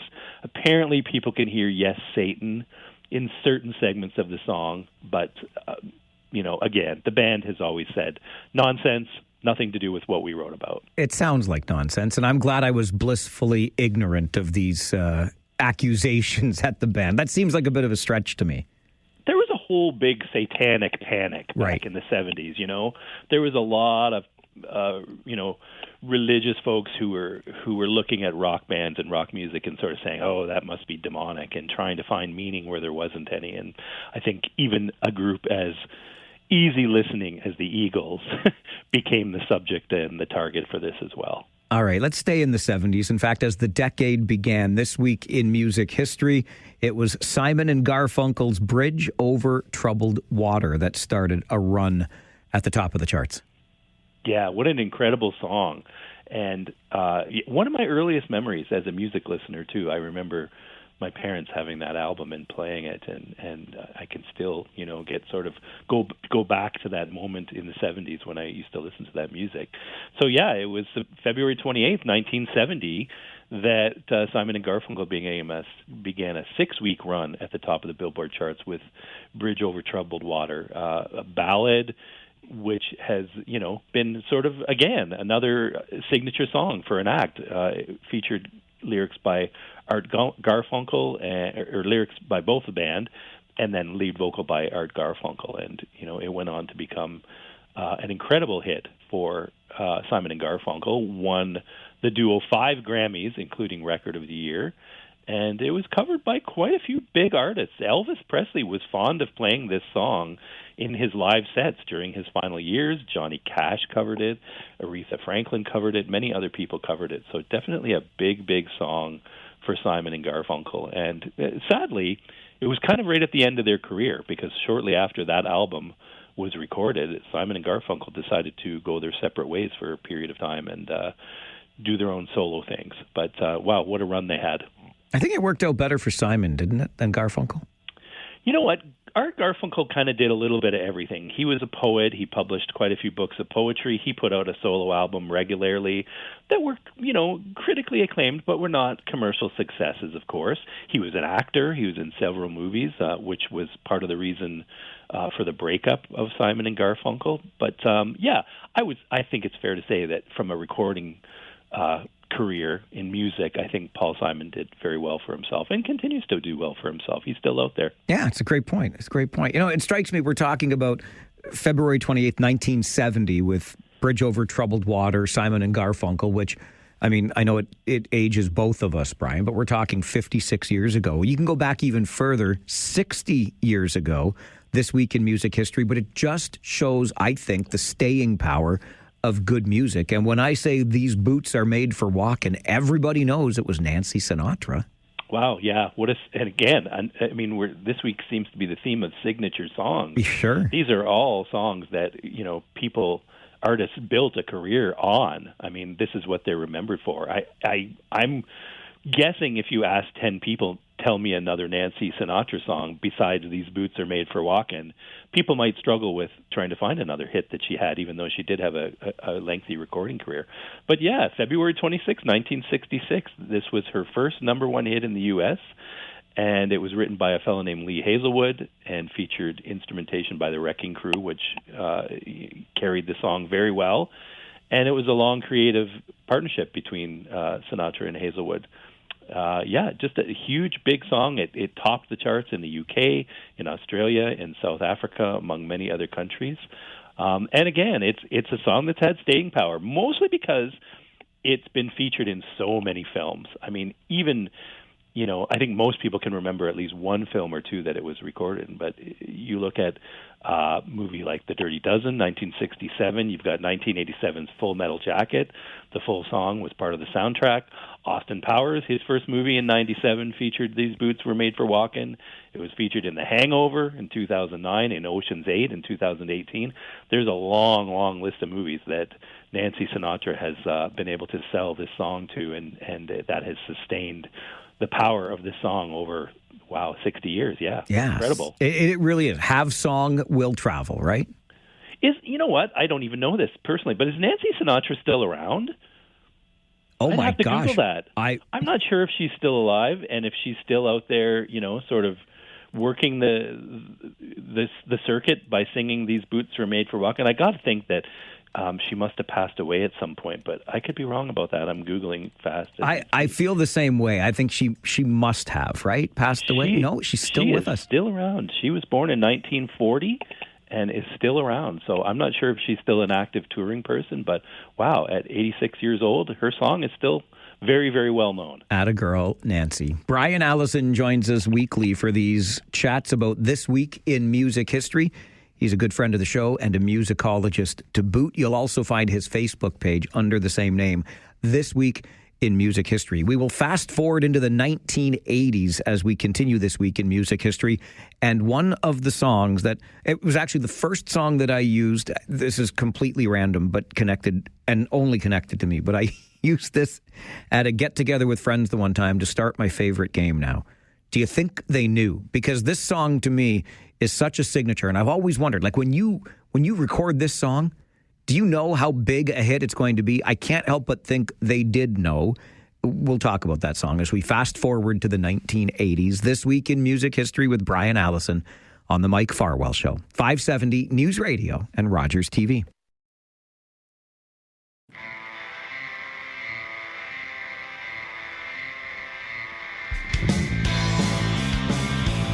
Monday mornings, just after the 11 a.m. news, we take a trip down a musical memory lane with This Week in Music History. We are helped along the journey by musicologist Brian Allison, who joins us for these weekly chats. And don't forget about Brian's Facebook page of the same name, This Week in Music History. You'll get all kinds of great little tidbits for you music fans and audiophiles out there. Okay, Brian, I admit this is strictly a me thing, but one night, a bunch of friends were hanging around and a song came on the playlist, and I said, do you think they knew? As in, when they first recorded this song, did they know what a massive hit it was going to be? And I have to think that was the case as we look back to This Week in 1984 for Van Halen's Jump. Like right from the get-go, you know you have got a massive hit on your hands, don't you? I'm pretty sure producer Ted Templeman, as soon as they captured that in the studio, said, guys, you got a number one hit. Yeah. Guaranteed. Because it's just pure magic. I mean, you're right out of the gate, that opening synthesizer riff is just, I mean, everybody's just drawn to it. 100%. A great song. Yeah. Yeah, so Van Halen's Jump, 1984, from the album 1984, on February 25th, started a 5-week run at the top of the Billboard 100. High energy song, and it served to kick off their new album 1984, which went on to become one of their more successful albums and certainly one of their most recognizable hits. And it earned them their first Grammy nod. They didn't get the Grammy, but it was nominated for Best Rock Song in 1985, then following year. Incredible. Some cool trivia about it. Singer David Lee Roth initially did not want to record the song, as he felt that it strayed way too far from Van Halen's hard rock catalog. And he was a little bit right. You know, the song initially alienated many hardcore Van Halen fans who thought that, you know, keyboards were too much of a distraction from their hard rock image.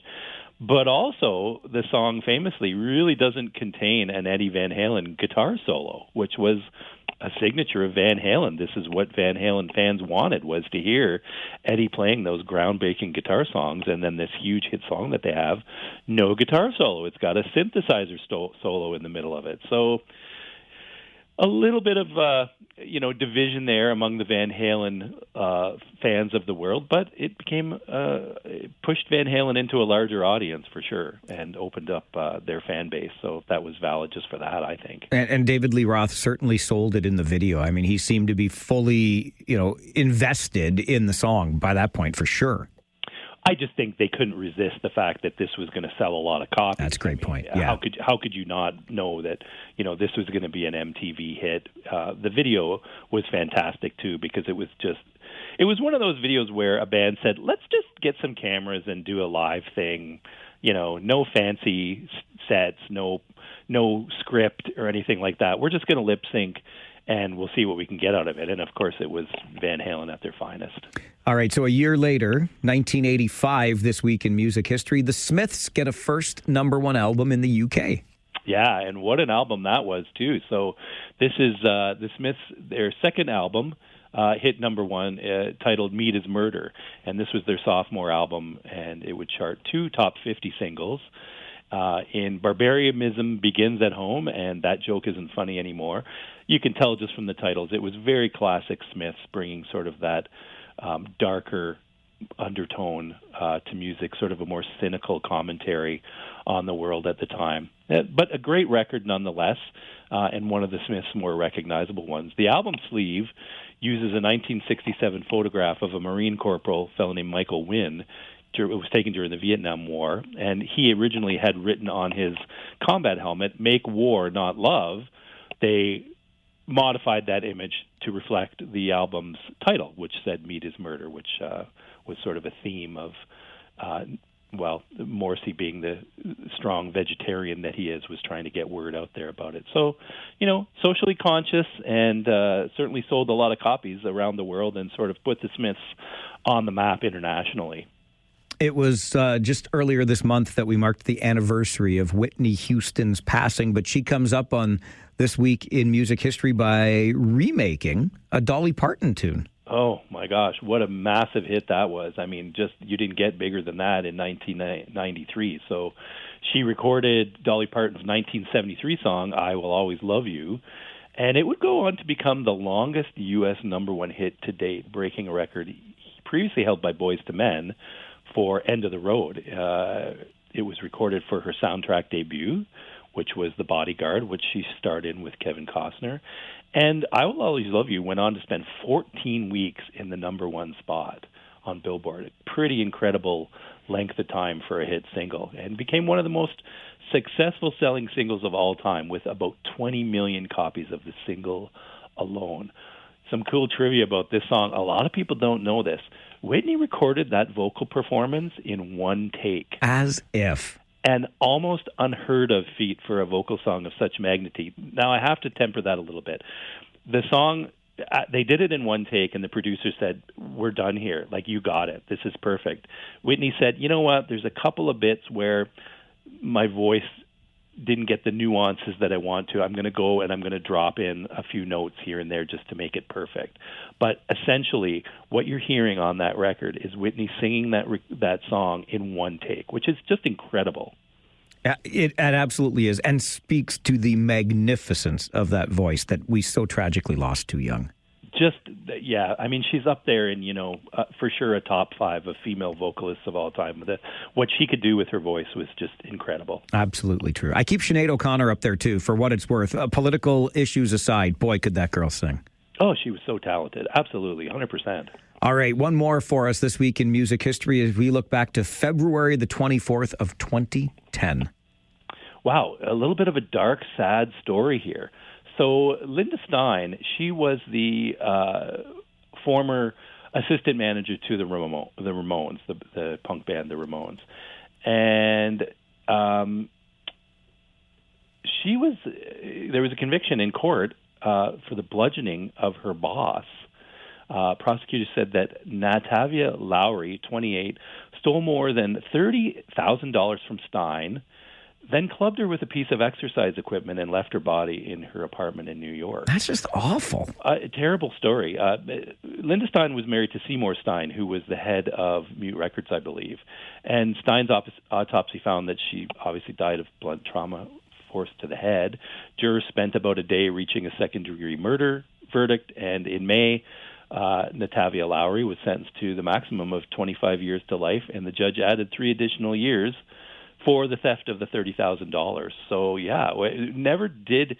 There's been some writing and some research gone into what actually led up to this murder, but apparently it was just an assistant who got into a altercation with her boss and decided she was not happy and ended up hitting her in the head and killing her, and then stealing $30,000 from her apartment and leaving the scene. So very, very sad scene. I know the Ramones, in their lifetime had commented on the sad passing of their former manager, Linda Stein. So a bit of a tragedy. And clearly they didn't mess around in the U.S. when it comes to that sentencing. 25 years to life plus the extra 3 years for stealing the $30,000. So that happened in 2010, and we know that person is still behind bars. Well, and, the judge had made comments in the courtroom that, very few times in his career had he seen a case that was more open and shut. I mean, this person was clearly, the person who murdered. She had the money that was stolen. There was no other, person that could have done it. They were fairly confident that it happened. So, yeah, very quick to pass that sentence. But the world mourns the death of Linda Stein in that tragedy for sure. Another great trip down a musical memory lane with you, Mr. Allison. Thanks, as always, for being here.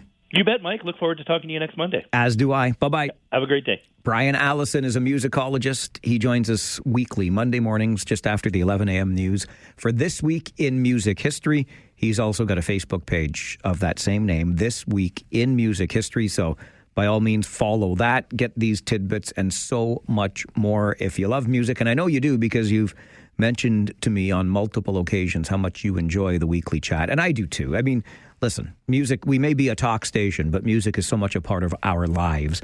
Outside of this station, even a part of what we do here. In fact, something we do here every Friday is called All Request Friday, where the music that you hear when we come back from commercials or when we start the show, we let you request those songs. And in keeping with our theme through Black History Month, we are coming up on the last Friday of the month of February. So how about we go this week with some Motown? We'll celebrate Motown as we close out Black History Month on the show. Let us know what Motown tune you would like to hear. Just give us a call. Let Jen know. She'll make a note of it for Friday, or send me an email, mike@570news.com, and we'll play some Motown as we close out Black History Month. Our final Friday of the month, all request Friday this week, Motown tunes. I'm going to get you an update from the 570 News Center, and then David Drewe will be here with Drewe's Views coming up on the Mike Farwell Show, 570 News Radio and Rogers TV. Has anybody heard from Crazy Dave? Has anybody heard from Crazy Dave? Has anybody heard from Crazy Dave? I haven't seen hide nor shaggy head of that boy in 4 years. But you'd know him if you met him. Played harmonica like the cat lost his balls. Yep, Crazy Dave. Had a toothy smile as big as my hand. Always chewed on a toothpick or a long blade of grass. Drank from the bottle, rolled the worst cigarettes. Was impervious to insect bites. It's one of the best damn tree-planting highballers east of Prince George. That is our friend, David Drewe. I mean, it's not, it's kind of. It's Scott Wicken. But it's kind of you. You're right. You're not saying that. No, it is. I asked Scott for permission to use this because I love it, and my name is David. Scott very generously accepted. So you don't roll the best cigarettes. You're the best damn highballers east of St. Prince George. I could not roll a cigarette if I tried. I could not. This whole manual coordination thing. All right. What we do know about David is that he is a former Conservative Party staffer, having served alongside Harold Albrecht when he was the MP for Kitchener-Conestoga. And he now owns and operates, David does, Negotiating Change. When you need help with your government relations and stakeholder engagement strategies, let me tell you, David Drewe is your man. Good morning. Good morning. I want to know, because I love the note you sent, and it just brings me back to the bottling line at, I suppose it was Anheuser-Busch, because Laverne and Shirley were in Milwaukee, right? But it was a fictional company. It was, but yeah. Okay. And we, can you sing? Are you going to sing for us, Dave? Well, that's the best part. This is not even a sing, because it's really just a chant. Okay, but you have to have some rhythm and cadence. So for those who remember Laverne and Shirley, the opening song started with the two of them doing this little cheerleady dance sort of thing. It was, so you got to sort of picture that. Yeah. And instead of what they said, they're saying, Jamil Genereux Poilievre has a problem. And then it's, we're gonna do it. Give us any chance, we'll take it. Thank you. Give us any rule, we'll break it. Okay. We'll be playing again at 8. That's right. Let's start with Jamil. Giovanni, why does that give Pierre Poilievre a problem? Well, because he went to the U.S. and just went to see his buddy J.D. Vance. No big deal. Well, and honestly, though, to a large part of the problem, the fact that he has a buddy named J.D. Vance is a problem. No, not to me at all. But let's be fair, though. The fact that he was able to go down and sit with his buddy J.D. Vance doesn't give a lot of people in Canada faith in the conversation. And I'm not saying that I feel that way, but your buddy with the Antichrist. Yay. No, but that is literally how a lot of people feel about the number 2 in the Trump administration. So you got that problem to start off with. And then it started off seeming like the Liberals were being kind of jerky about it, where they're like, well, as last time I checked, he wasn't the Prime Minister. He wasn't the Minister of Foreign Affairs. He wasn't even the Foreign Affairs critic. And you had Melanie Joly say, or Anita Anand say, well, he didn't talk to me about this trip while the Prime Minister's office was going. So, yeah, he was briefed by Dominic LeBlanc. But then he gets down there and says that we're having a hissy fit on American media. The Canadians are the ones having a hissy fit here. And that was pretty much the tenure of his trip. And we didn't have much public knowledge of what actually happened in these meetings he alleged. He apparently even met with Trump at some point because he had a message for us from Trump. I love you, Canada. And doesn't that just sound creepy? It does. It sounds very creepy. By the way, he has small hands. So then he comes back, though, and it's like, okay, so is he speaking for the party? And Poilievre has to come out and say, no, he's not. But he doesn't come out and say it too strongly. And he doesn't come out and swat Jamil Giovanni down for freelancing so much. So you've just still got this. What is the conservative policy towards Trump? And I'm pretty darn sure that everything I recollect of Pierre Poilievre does not support what Jamil Javani was saying.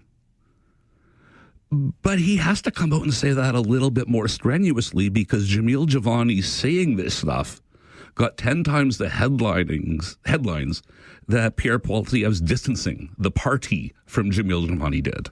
So that's a problem. Number one, exactly, because problem number two... Oh, yeah, and I don't even know, do you want to talk about number one a little bit more before we get to number two? I would love to talk more about it, because, listen, I don't necessarily begrudge the guy going down to talk to his buddy, whether his buddy's the Antichrist or not. What I don't like, because I loved your use of the language there, what I don't like is the taking to U.S. media then to basically whiz all over the country from which he emerged, right? Bingo. Yeah. And undermine our trading position. Make it seem like Americans watching don't know that this guy's talking out of his butt. They might actually think that, oh my gosh, this opposition dude from Canada saying that they're not united, while the leader of the Conservative Party is behind Mark Carney on these issues. So it's a bigger deal than it's been made out to be so far. It certainly is that. And so to problem number two, Matt Genereux. Yes. Does his family not like him? Is that the problem here? We got to go back to these family jokes, eh? Oh, my gosh. No, but seriously, he resigned, or he announced he was going to resign so that he could spend more time with his family.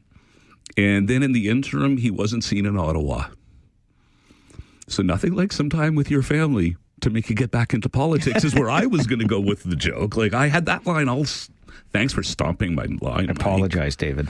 But here's a dude who's happily been in that caucus since 2015. He's an Edmonton area MP. He was supposedly going to be leaving, and it was November, I believe. Announced he was saying and asked people to leave his family alone. And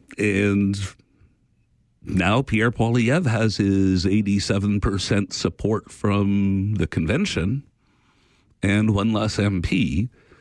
So I don't know what this means for his leadership. It's, I forget which, I think it was Michael Harris, the journalist. The crazy lefty journalist who sort of said, yeah, he's a leader with a mandate but no following, or something along those lines. I can't keep track of all the Michael Harrises. Stop it. You're confusing me. Okay. Yeah. Anyway, we've got the two local. Yes. And I still remember sitting in the studio when your former producer, Brittany, distinguished between the good Mike Harris and the bad Mike Harris to me. There's only the real and the not real in our world. No, because she actually said when I was talking about regional councillor Mike Harris, oh, you mean the good one. I miss you, Brittany. I miss you too. Yeah. Not my words, though. But no, we got the two. One of them is the former premier's son. Yes. And then there's also... who was a brand name in Canada before any of them, Michael Harris, the journalist. And all he's done has been surfing off what he did in the 80s since then. So let's move on from him. But anyway, the thing is, Pierre Poilievre, how much good does that mandate he got at the convention do him now that he's lost another MP? So, he's got it going from both sides, where it's like, how do you deal with this erosion on two flanks, so to speak? And you don't want to be swatting down too hard on Jamil Javani, but you also don't want to be giving him free rein, because that pushes the Matt Genereux further out. And, if you look at what Andrew Coyne has to say, Jamil, too many zhs in these names, Jamil Javani Genereux. But no, Jamil Javani has officially or unofficially launched his leadership race for the next campaign, for whatever Poilievre has done. That is how Andrew Coyne is looking at this. And the more you have the people like the Matt Genereux and the dude from out east whose name is eluding me right now. Oh, the first one to cross? Chris something, right? D'Entremont, yeah. If you have these people from the left flank of the party leaving, that makes it more likely for the Jamil Javani party side of the party to get in. I'm a little pissed at the Liberals and all of this too, if I'm being honest. Can we say that on the air? I think so. Okay. Well, maybe you can, but I can't. No, you can. But I worry when every time I give you a little bit of leash, David Drewe, pissed. You take things and then I get in so much trouble. Do you remember that other time? We won't remember that other time. We'll pretend that other time never happened. Anyway, I'm a little bit upset at that because it feels to me as though Mark Carney, the business guy, is, poaching the best talent from the other Fortune 500 companies. I don't want them. I don't like the idea of recruiting your way to a majority in Ottawa. That kind of chafes my chaps. It's exceptional. When it comes to floor crossing, I really sort of say I don't like it, but I can't get angry about it unless I am personal to it somehow. So if Dr. Matt Strauss was to cross the floor and join the Liberals, I would be disappointed. I would be very curious about how his parents feel about it because they're staunch conservatives. But I didn't volunteer for him. I didn't donate to him. I would not be angry about it. Now, if Jess Dixon crossed the floor to the Liberals from the provincial Conservatives, which would be, would they still have room in the minivan? I'm not sure. They might. But, they make those minivans big these days. I would be angry about that because I knocked on doors for her. And it wouldn't just be this theoretical betrayal of constituents, blah, blah, blah. It would be a betrayal to me as somebody who gave of my time. And anybody who donated money could feel the exact same way. But for me to get angry about, some dude in Edmonton or some dude in New Brunswick. I'm weaving my way towards. Now, what makes this different, though, is it's a majority that we're talking about. And you got to understand is if Mark Carney gets that majority, in order to use it for the only purpose it's worthwhile, he has to prorogue. He could prorogue for like one day, but in order to reset the committees to reflect the majority status, Parliament has to be prorogued. So that would mean all the government legislation on the table, back to step one. He's not going to do that. No, see, that's just it. So, I do not want to get too exercised about this theoretical idea of he might be stealing a majority, because if he does that, well, I'm going to be very curious to see what gets left on the table. It's interesting. And no, because that's the point where I would get mad about it. Because oh my gosh, we were so close to getting X bill passed, moving at a speed nay ever seen before in Canada, et cetera, et cetera, et cetera. And now you're setting everything back to square one. You know what I mean? There's a point where I will get angry. But these floor crossers right now, that's not it. Yeah, see, this is why we bring you on the show. Because I'm just angry on behalf of all those volunteers and donors. And like I say, I don't like it. But my favorite, though, is Belinda Stronach. She's your favorite? Because she not only crossed the floor, but broke Peter MacKay's heart? Oh, well, that was funny, too. But no, it was Paul Martin announcing it. And you could hear the press gallery. And he's like, hey, no. This has nothing to do with the election. And the press gallery cracked up laughing in his face. That's why it's my favorite. Because when you're the prime minister and the press gallery is laughing at something that you do not want them to be thinking is a joke, you know you're in trouble. And that's exactly what happened. They are the unique views that you can only get here. Drewe's Views, Monday mornings at 11:30 right here on the Mike Farwell Show. We continue on 570 News Radio and Rogers TV.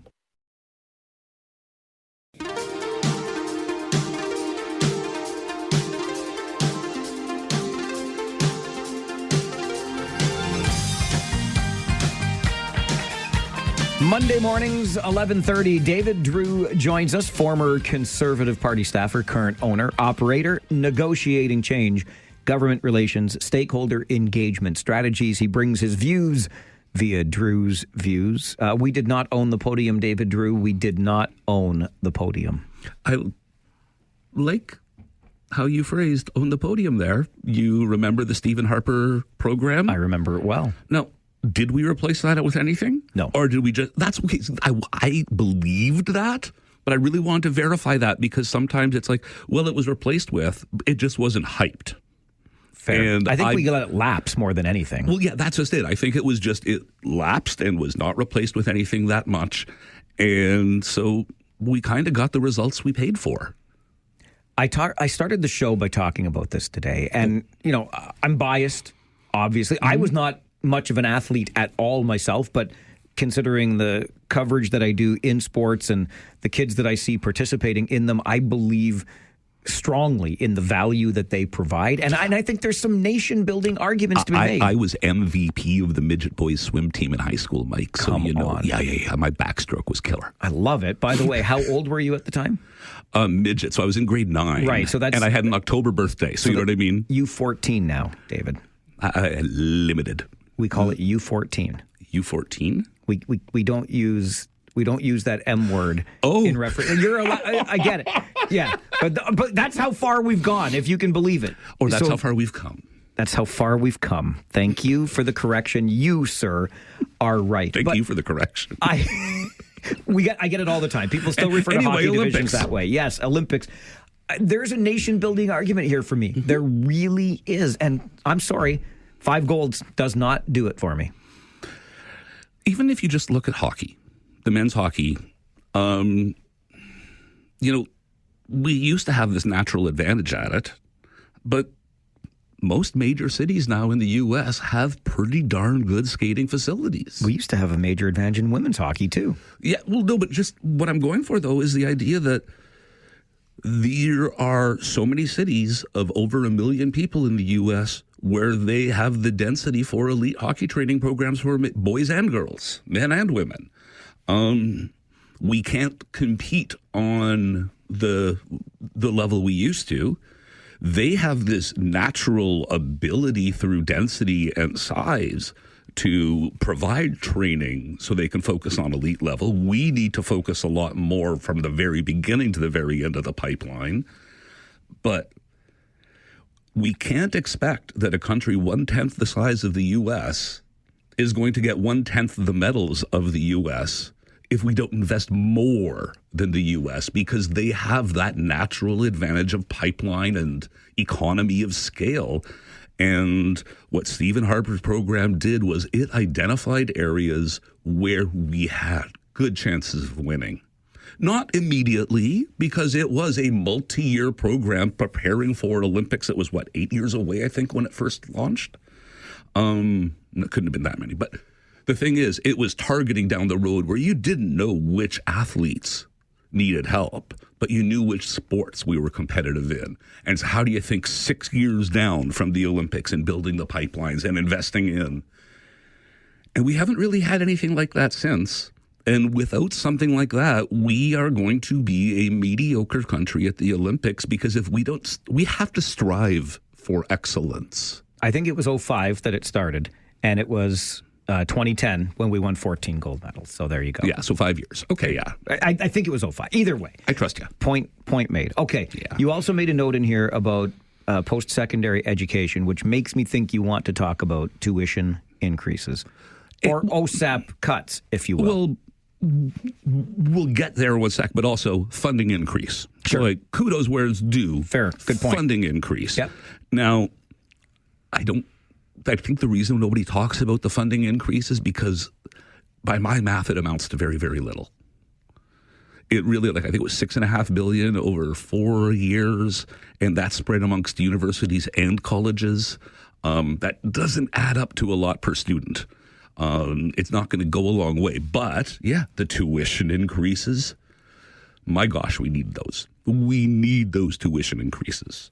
Universities, colleges need that money desperately now that we have said no to foreign students like we used to. But how do students pay that tuition? So they get jobs, David. No, but honestly, I know. No, but when I was doing student politics, I remember sitting down with the Minister of Health, Federal, Diane Marlowe, talking about student aid. And she says, yeah, you've got every right. Oh, and I could say this too, so I can quote her. You've got every right to be pissed off. This is what the cabinet minister said to me. I like that. It's my kind of cabinet minister. When I was your age, I could go out and get a summer job that would more than pay for my full year of schooling and leave me enough to travel. You know what? I didn't have enough to travel. Maybe I didn't want to travel, but that's true. My summer job, I made buckets and buckets of money and more than covered my tuition costs. More than. Okay, I was in early 90s. I was in co-op, so I had that advantage of only having to budget for 4 months at a time. So yeah, I did okay on the job site too. But the government now, though, has flipped most of the onus from grants onto debts, which will have to be repaid. And I'm just finding it amazing how this is all the exact same players making the exact same arguments, where the universities are like, we need this funding so bad because we're cut to the bone.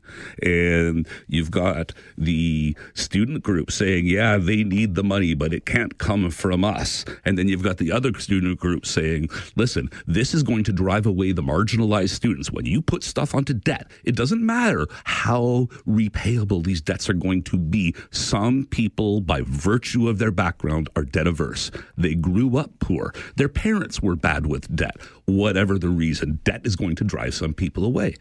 1990s, Mike, these were the exact same arguments we were making then. Great conversation. We're going to have a deeper conversation about it on the show tomorrow. Love your contributions as always. Don't piss me off so much next week, please. Hey, can I piss you off for another 15 minutes or so? You want to stick around? Can I? Absolutely. Yay! Talkback, rant or rave coming up on the Mike Farwell Show. 570 News Radio and Rogers TV. Take out the papers and the trash, or you don't get no spending cash. If you don't scrub that kitchen floor, you ain't gonna rock and roll no more. Yakety yak. Don't talk back. Just finish cleaning up your room. Let's see that dust fly with that broom. Get all that garbage out of sight, or you don't go out Friday night. Don't talk back. It is your opportunity every Monday during this hour to rant and or rave. David Drewe says he's going to stick around for a little bit longer. And I want to start with this. We're going to get right to the phones because they're already busy. And I want to hear from you. But Clinton sent an email that is far too good for me to pass up, David. Clinton's email to Mike at 570news.com says, I really like the way that David explains political issues.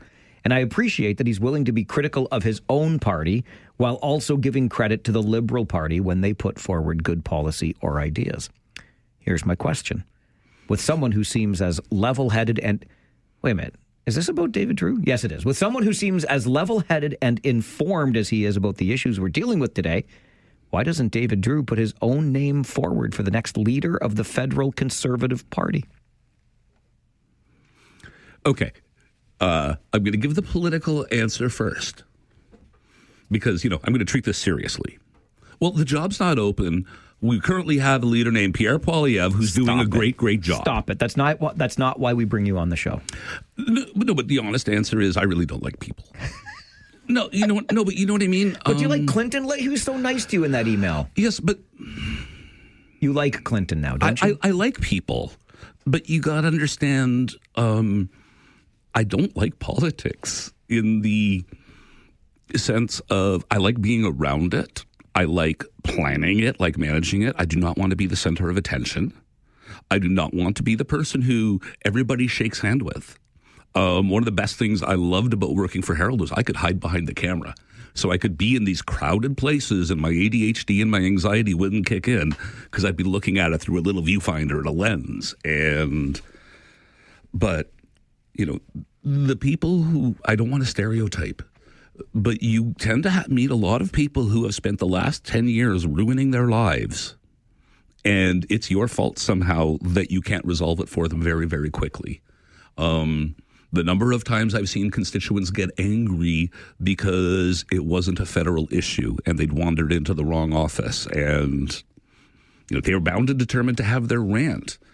And then you get to the Ottawa side of things, and I really am a process person, but I could not handle that pace very much. Like the idea of shepherding through a bill that's going to take 14 months. Nah. Like there's nothing in there that I would enjoy enough to make the trade-offs worth it. All right. Clinton, appreciate the question. You get the straight goods from David Drewe. Jersey Bill is going to start us off on Rant or Rave today. Good afternoon, Billy. First of all, I apologize for Canada's loss. It's not your fault. Well, I know, but and actually, I don't feel too badly about the Americans winning. It turns out that they were doing it in honor of the of that person who died, Johnny Gaudreau. Johnny Gaudreau. He died in an unfortunate traffic accident in New Jersey, which he got killed by a drunk driver. Let's call it what it is. But those roads are, you have to, you can't be too careful down there, and then when you're dealing with a drunk driver, it's those sad things can happen.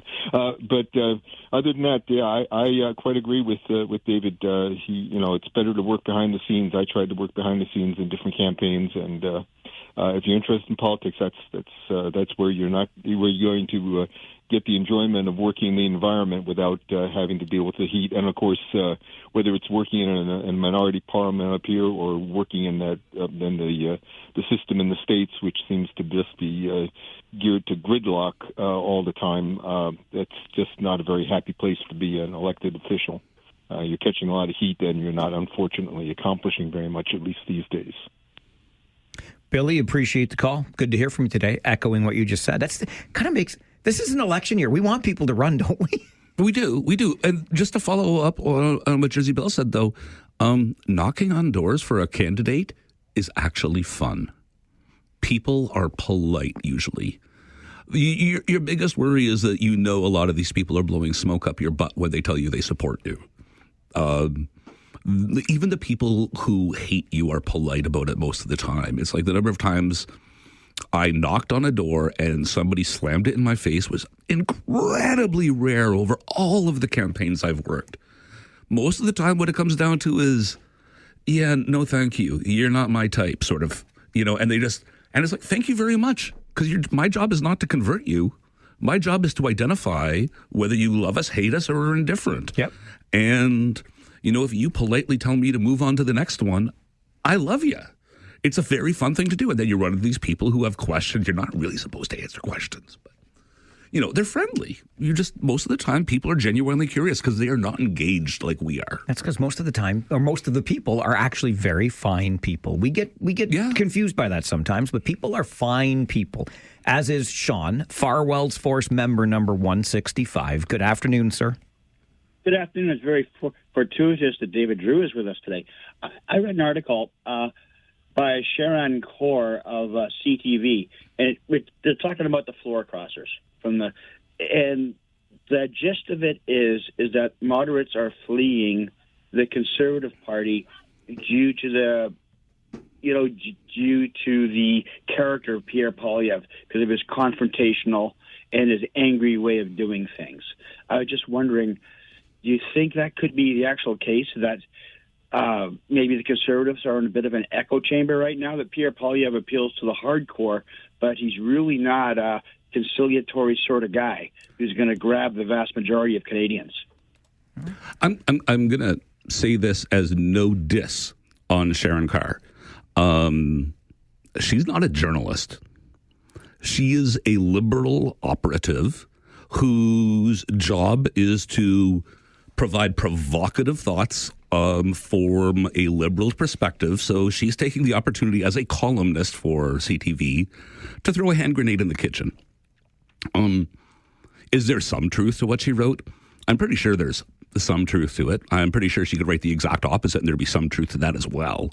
But yes, she's found something that might be a pain point, and so she is bleeding them for all it's worth on it.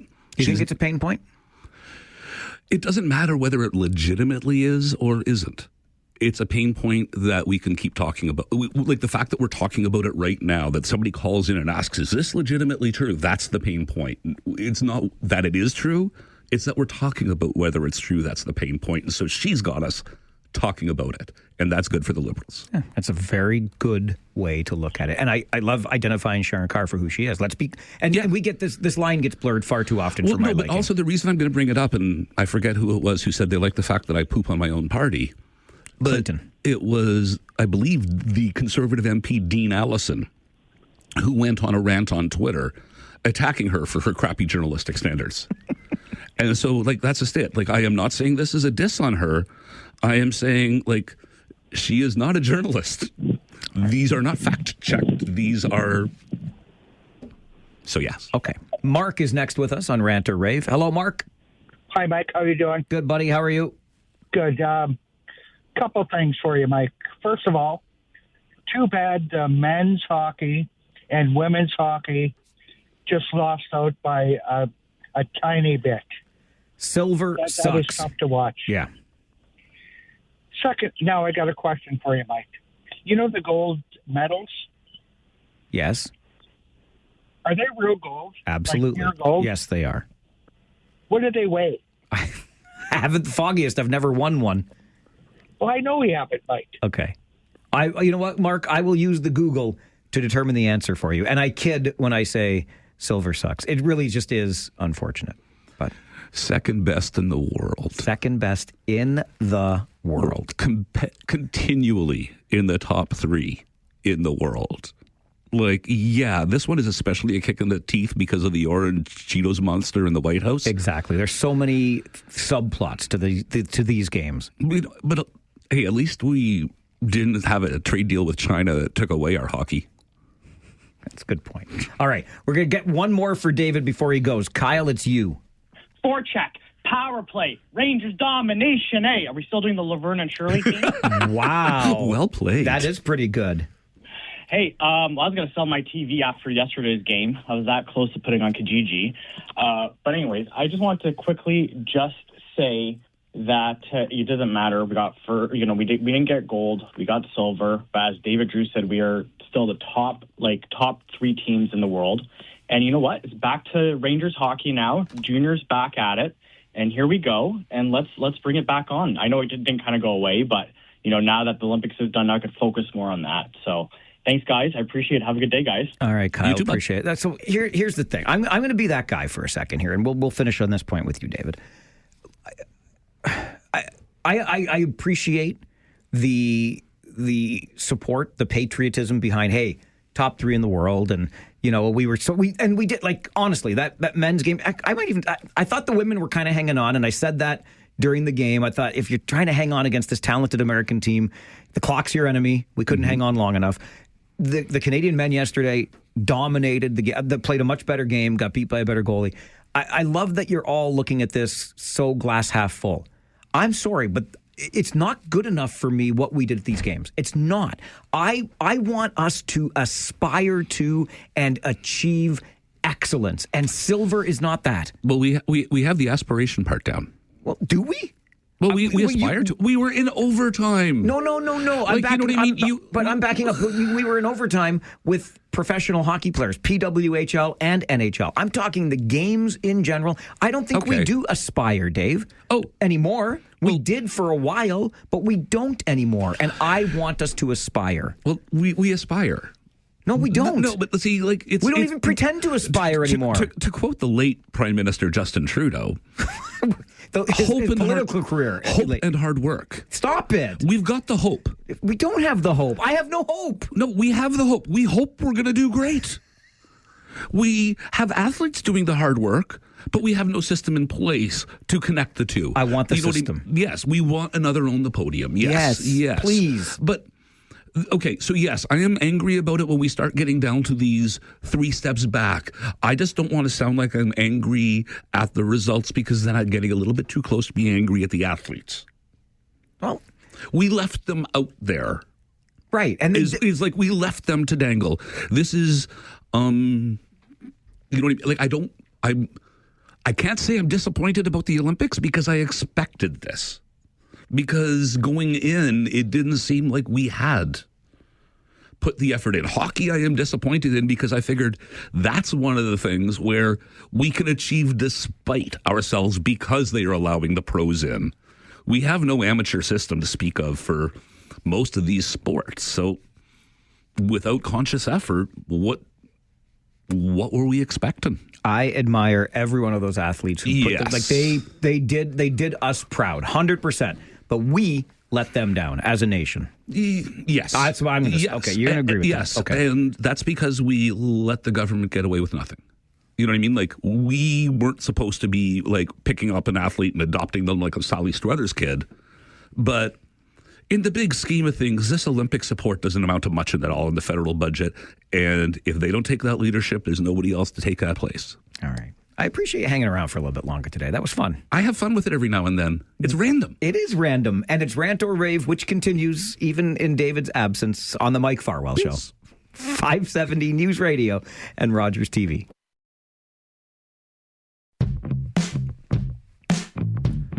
I got an email from Linda that I just have to answer. Linda writes to Mike at 570news.com. I'd love to know how you worked a summer job that earned you enough for university tuition and extras over a summer. Minimum wage was barely $7. You must have worked 24/7. LOL. Linda, not quite, but I certainly wasn't working for $7 an hour. I found myself a job in landscaping back in my post-secondary days. And it paid more than $7 an hour. And though I didn't work 24/7, I did work my tail off. And the more I worked, the more I got paid. Started every morning at 7. And in the good weather, we would go till dusk and stay out there as long as we possibly could. And you also have to remember, minimum wage, I didn't look this up, but I'll take you at your word. That sounds about right in the early to mid 90s. At $7 an hour. But tuition also. I was not in math or science or engineering. I was in an arts program, so we'll keep that in consideration. But I was less than $2,000 per semester. So I needed $4,000, give or take, for a year. And I made $11,000 one summer. And remember, the summer, like, it's May through September. I get a lot of time to go out there and make some hay. In fact, I would start sometimes as my school year ended because you had to make hay while the sun shone in the work that I was doing. And so I would start getting some hours in even as my school semester was coming to an end.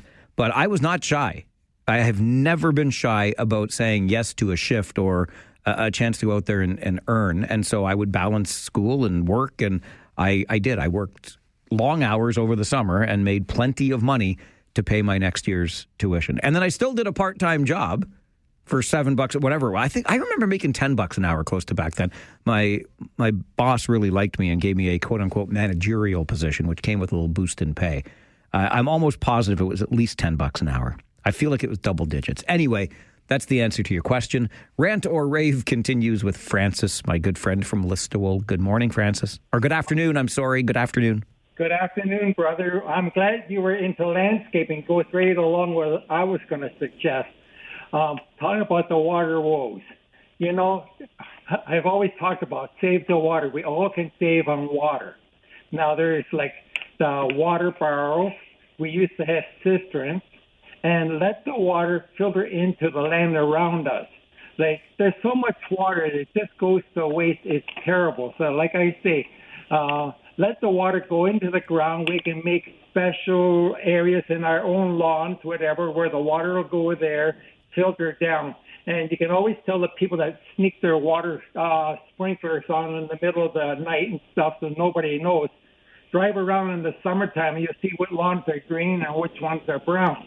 And with that, I'll say God bless, my man. God bless, Francis. Thank you for the call. I think, and our guest this morning from the University of Waterloo was just a tremendous resource. David Rudolph, professor in the Department of Earth and Environmental Sciences at UW. If you missed the conversation, make sure you check out our online archive later today or catch it on the podcast because well worth a listen. And he even suggested on the conservation front that we might be getting to a point, and I cannot disagree, that it's time to start using non-potable water for some systems like toilet flushing, car washing, etc. I'm quite frankly surprised we're not there yet already in so many ways, but nonetheless. Dave in Cambridge is next on Rant or Rave. Good afternoon, Dave. Good afternoon, Mike. I'd like to give, as usual, thumbs up. Okay, sorry, Dave, I'm having a hard time hearing you today. Sorry, Mike. Is that better? A little bit. Are you on speakerphone, Dave? Yeah, you want me to turn it off? Oh, I would love it for you if you could. Wait a minute. Is that better? Oh, my Lord. It's so much better. Thank you. I turned the phone right side up. Good job. Good job. Okay, I have a thumbs up, first of all, and then a food for thought comment on the same sort of subject. Sports.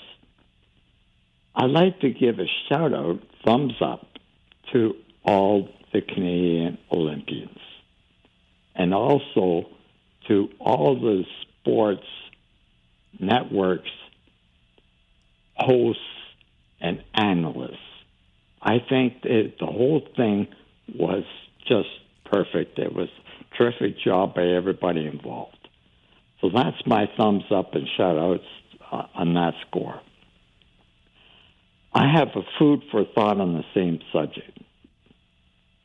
I would wish we would, this goes back decades, I wish we would now go ahead and invest in half a handful in the province of Ontario of a high school athletic field system and track and field and high school winter program athletic system. Half handful. All right, Dave, I got to run to get to news, but I get where you're coming from, and I'm with you. And maybe that money could flow federally into the provinces to create those facilities to create the next generation of Olympians. I'm on board with you, my friend. It's Rant or Rave on the Mike Farwell Show, 570 News Radio and Rogers TV.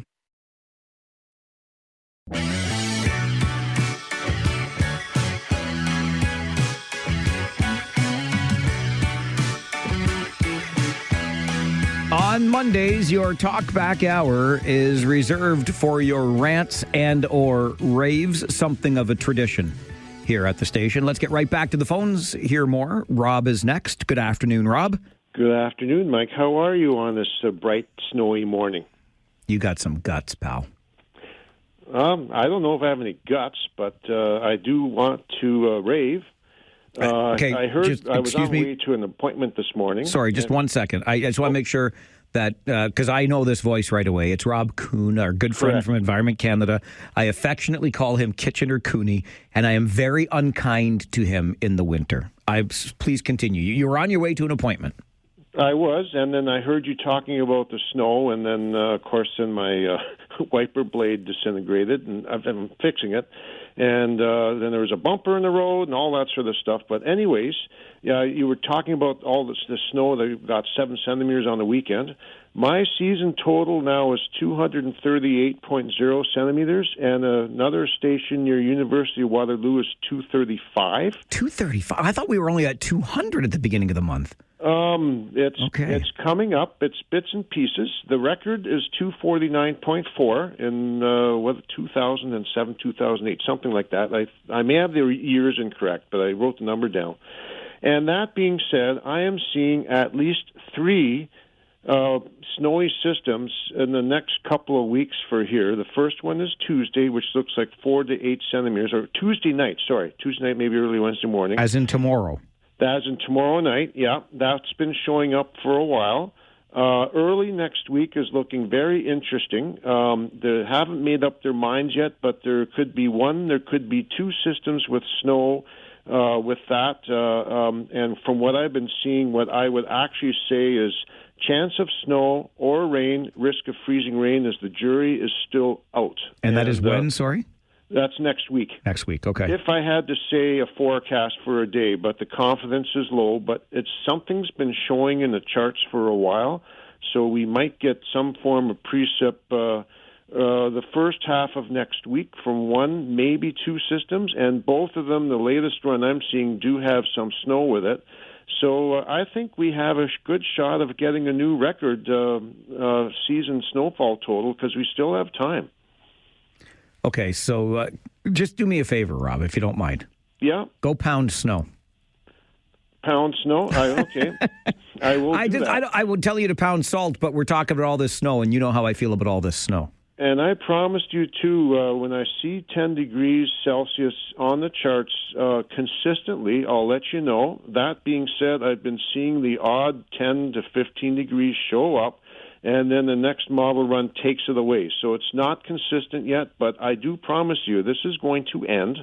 There is no sign of it yet, but when it does end and this pattern breaks down, and we go back to basically sustained temperatures that are near normal, then you will notice it. Spring will start. I think it's going to be sudden, and it's going to be noticeable. Just the timing yet, it's not clear when, but it's going to come. But it sounds like we are going to set that snow record. I think we have a good shot at it. This Tuesday, the confidence for Tuesday night for the snow is high, a few centimeters. The confidence for next week at this point is still low, but there is potential. And then I look beyond it for what it's well worth, and it looks to be fairly active into mid-March. And you know what? Let's beware of the Ides of March. Might as well say it early because you just never know what'll happen. All right, Rob. Good to hear from you. Thank you, my friend. And go Rangers, go. I loved listening to you talk about the Rangers, and we saw the win there Friday night against Windsor, and let's keep it up. This is awesome. It is a lot of fun for sure. Thanks again.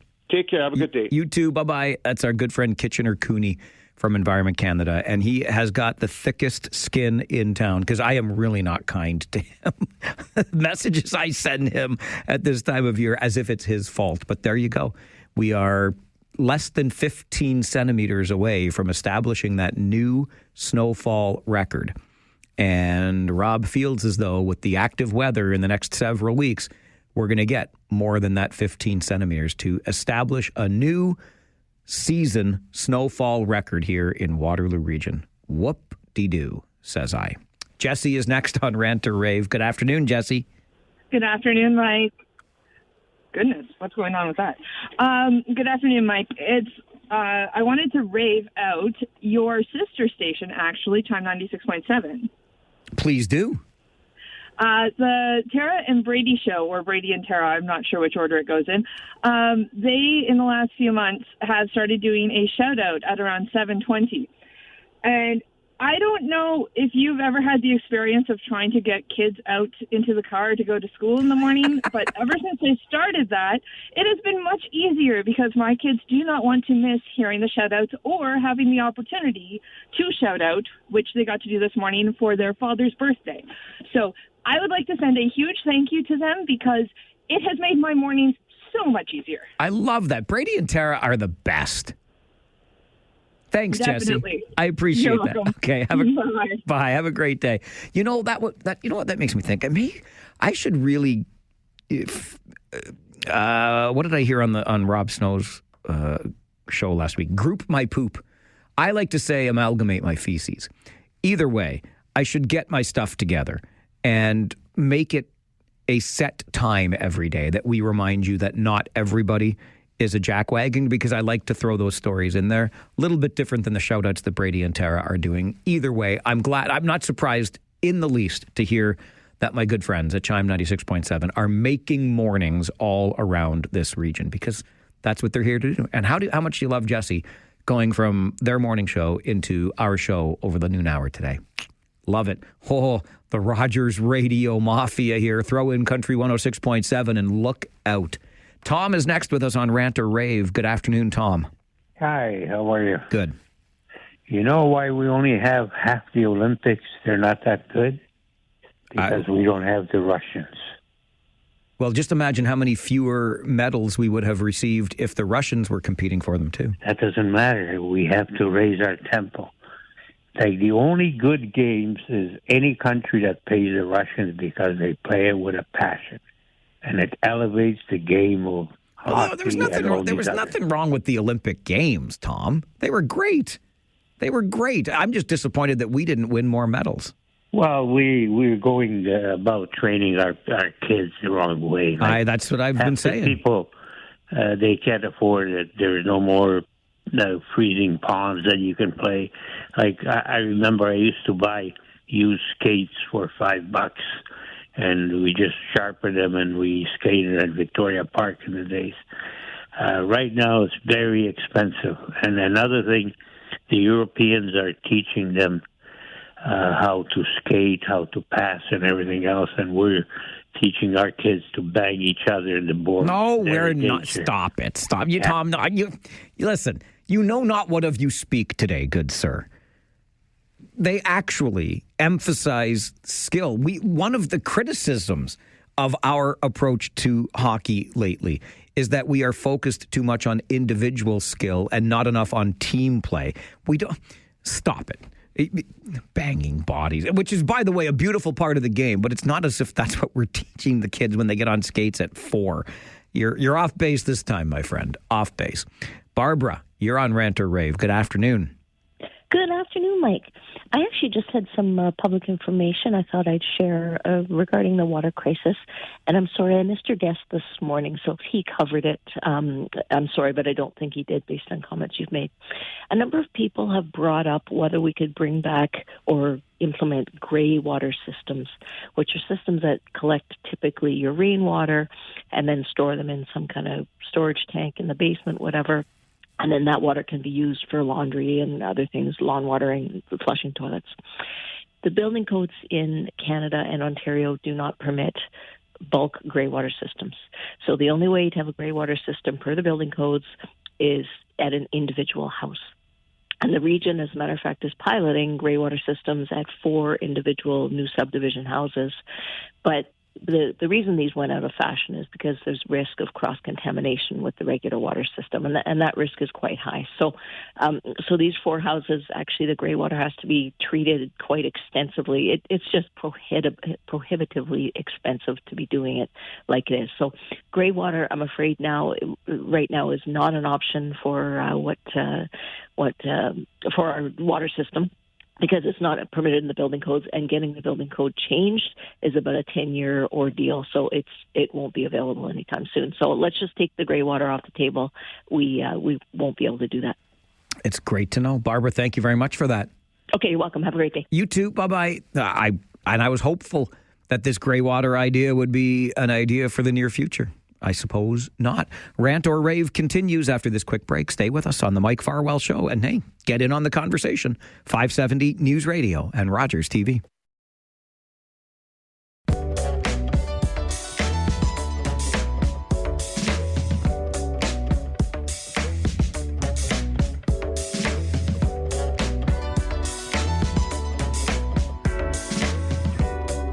Every day from noon until 1, we talk back, and that means opening up the phone lines so you can talk back to us on Mondays. Talkback is reserved for your rants and or raves. We'll get right back to the phones. Norman is with us. Norman, are you a first-time caller to this show? Yes, sir. I'm a first-time caller, Mike. Yes! Welcome aboard, my friend. Thank you for calling. Okay. What I have in mind, I've been using this gray water in my house for over 5 years. And it's not complicated.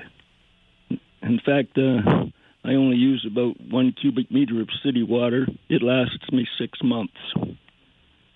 Now, how it works?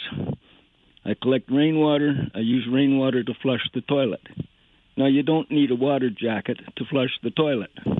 You can put the water in a 3-gallon bucket and about 4 to 6 liters, dump it directly into the toilet, and that will flush it.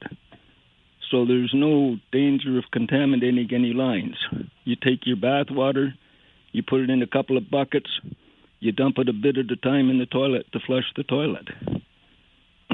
Now, like I say, I've been using rainwater to flush the toilet for 5 years. Anyway, that's my story. All right, Norman, I appreciate it. You are a resourceful fellow. Thanks for giving us some tips on using more gray water around the house. Terry, you're next on Rant or Rave. Good afternoon. Hey, good afternoon, Mike. I think you can bank that snowfall record. What did you say, 15 centimeters short of the record? About that, yep.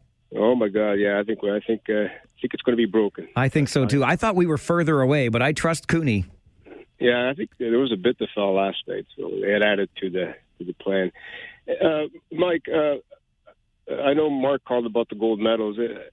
I think they are real, but whether they were or not, I think it's more symbolic because you made that achievement. So whatever, it could be paper mache gold. But that's fair. Hey, Mike, Preston Paul called this where he said he didn't like the 3-on-3 hockey. Yes.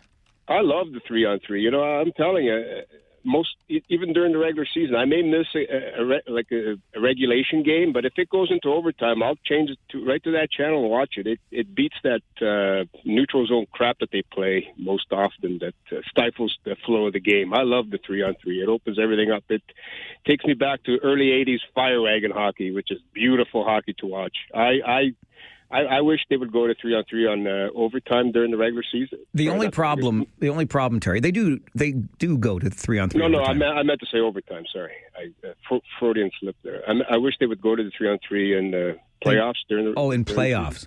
Yeah, I meant to say playoffs. I gotcha. Okay. Well, the only issue, I'm with you. I dislike the shootout so much. I have no problem with 3-on-3 because at least it's a hockey play that finishes it. What I don't love is, when 3-on-3 first started, it was exactly what you described, right? The old fire wagon hockey from the 1980s. Then the coaches started coaching, and now it becomes a little bit of a possession game, and you play it back out to center, and you reset. It's all about possession. So it's a little bit less fire wagon-y, but, well, whatever. We'll get there, and I'll still take it over a shootout.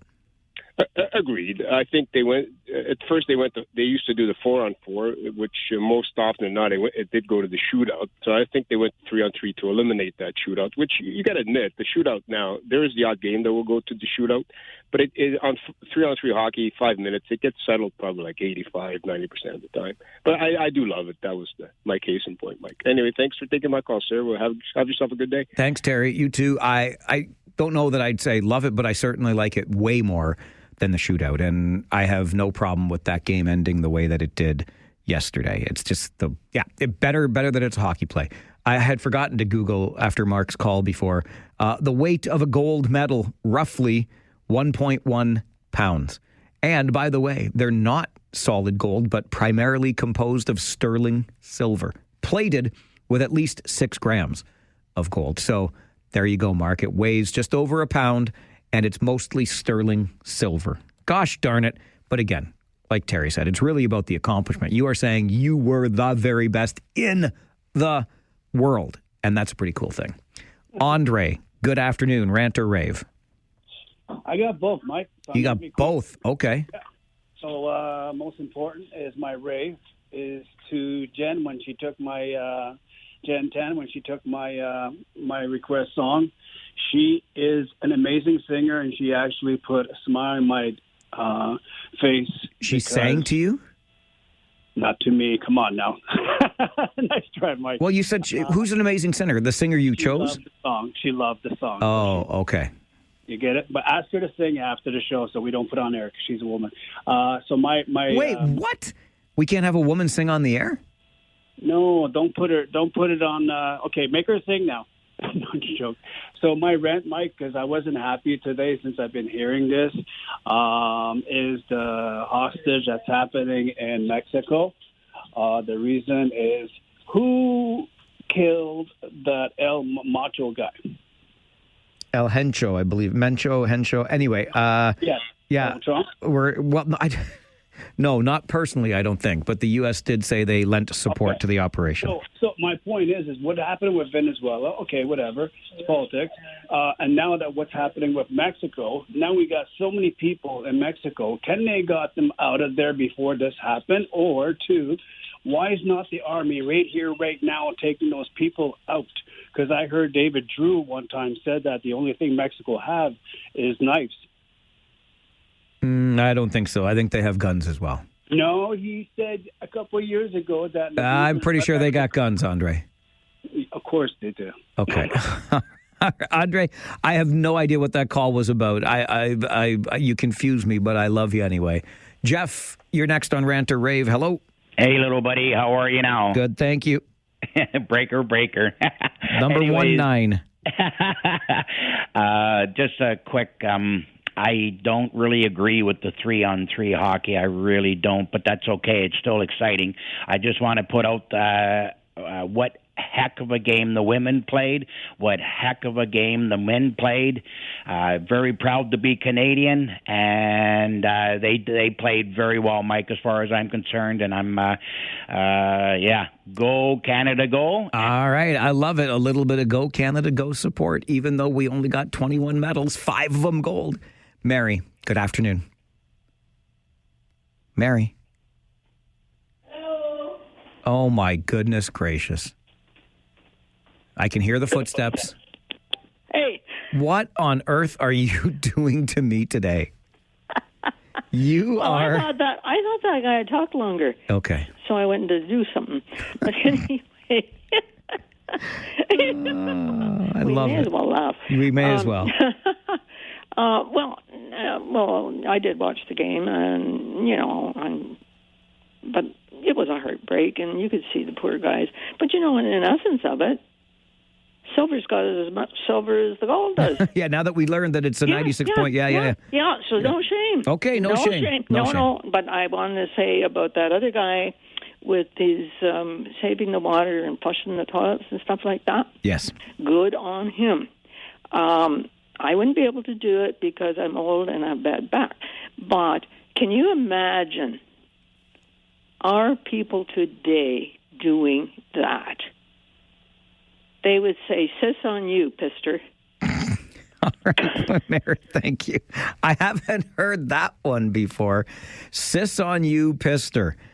All right, Mary, you came up with a new one, at least to me today, and what a perfect note to end our conversation on. Much to come up on the show tomorrow, including as we work diligently on putting together a show for tomorrow. Do we need any school trustees, Catholic or public board trustees anymore? How do they make songs so catchy? And what are we going to do for students who are facing rising tuition rates? All that and more on our show tomorrow. I'll be back tomorrow morning at 9. I invite you to join me then. My name is Mike Farwell. You are a force for good. Bye for now.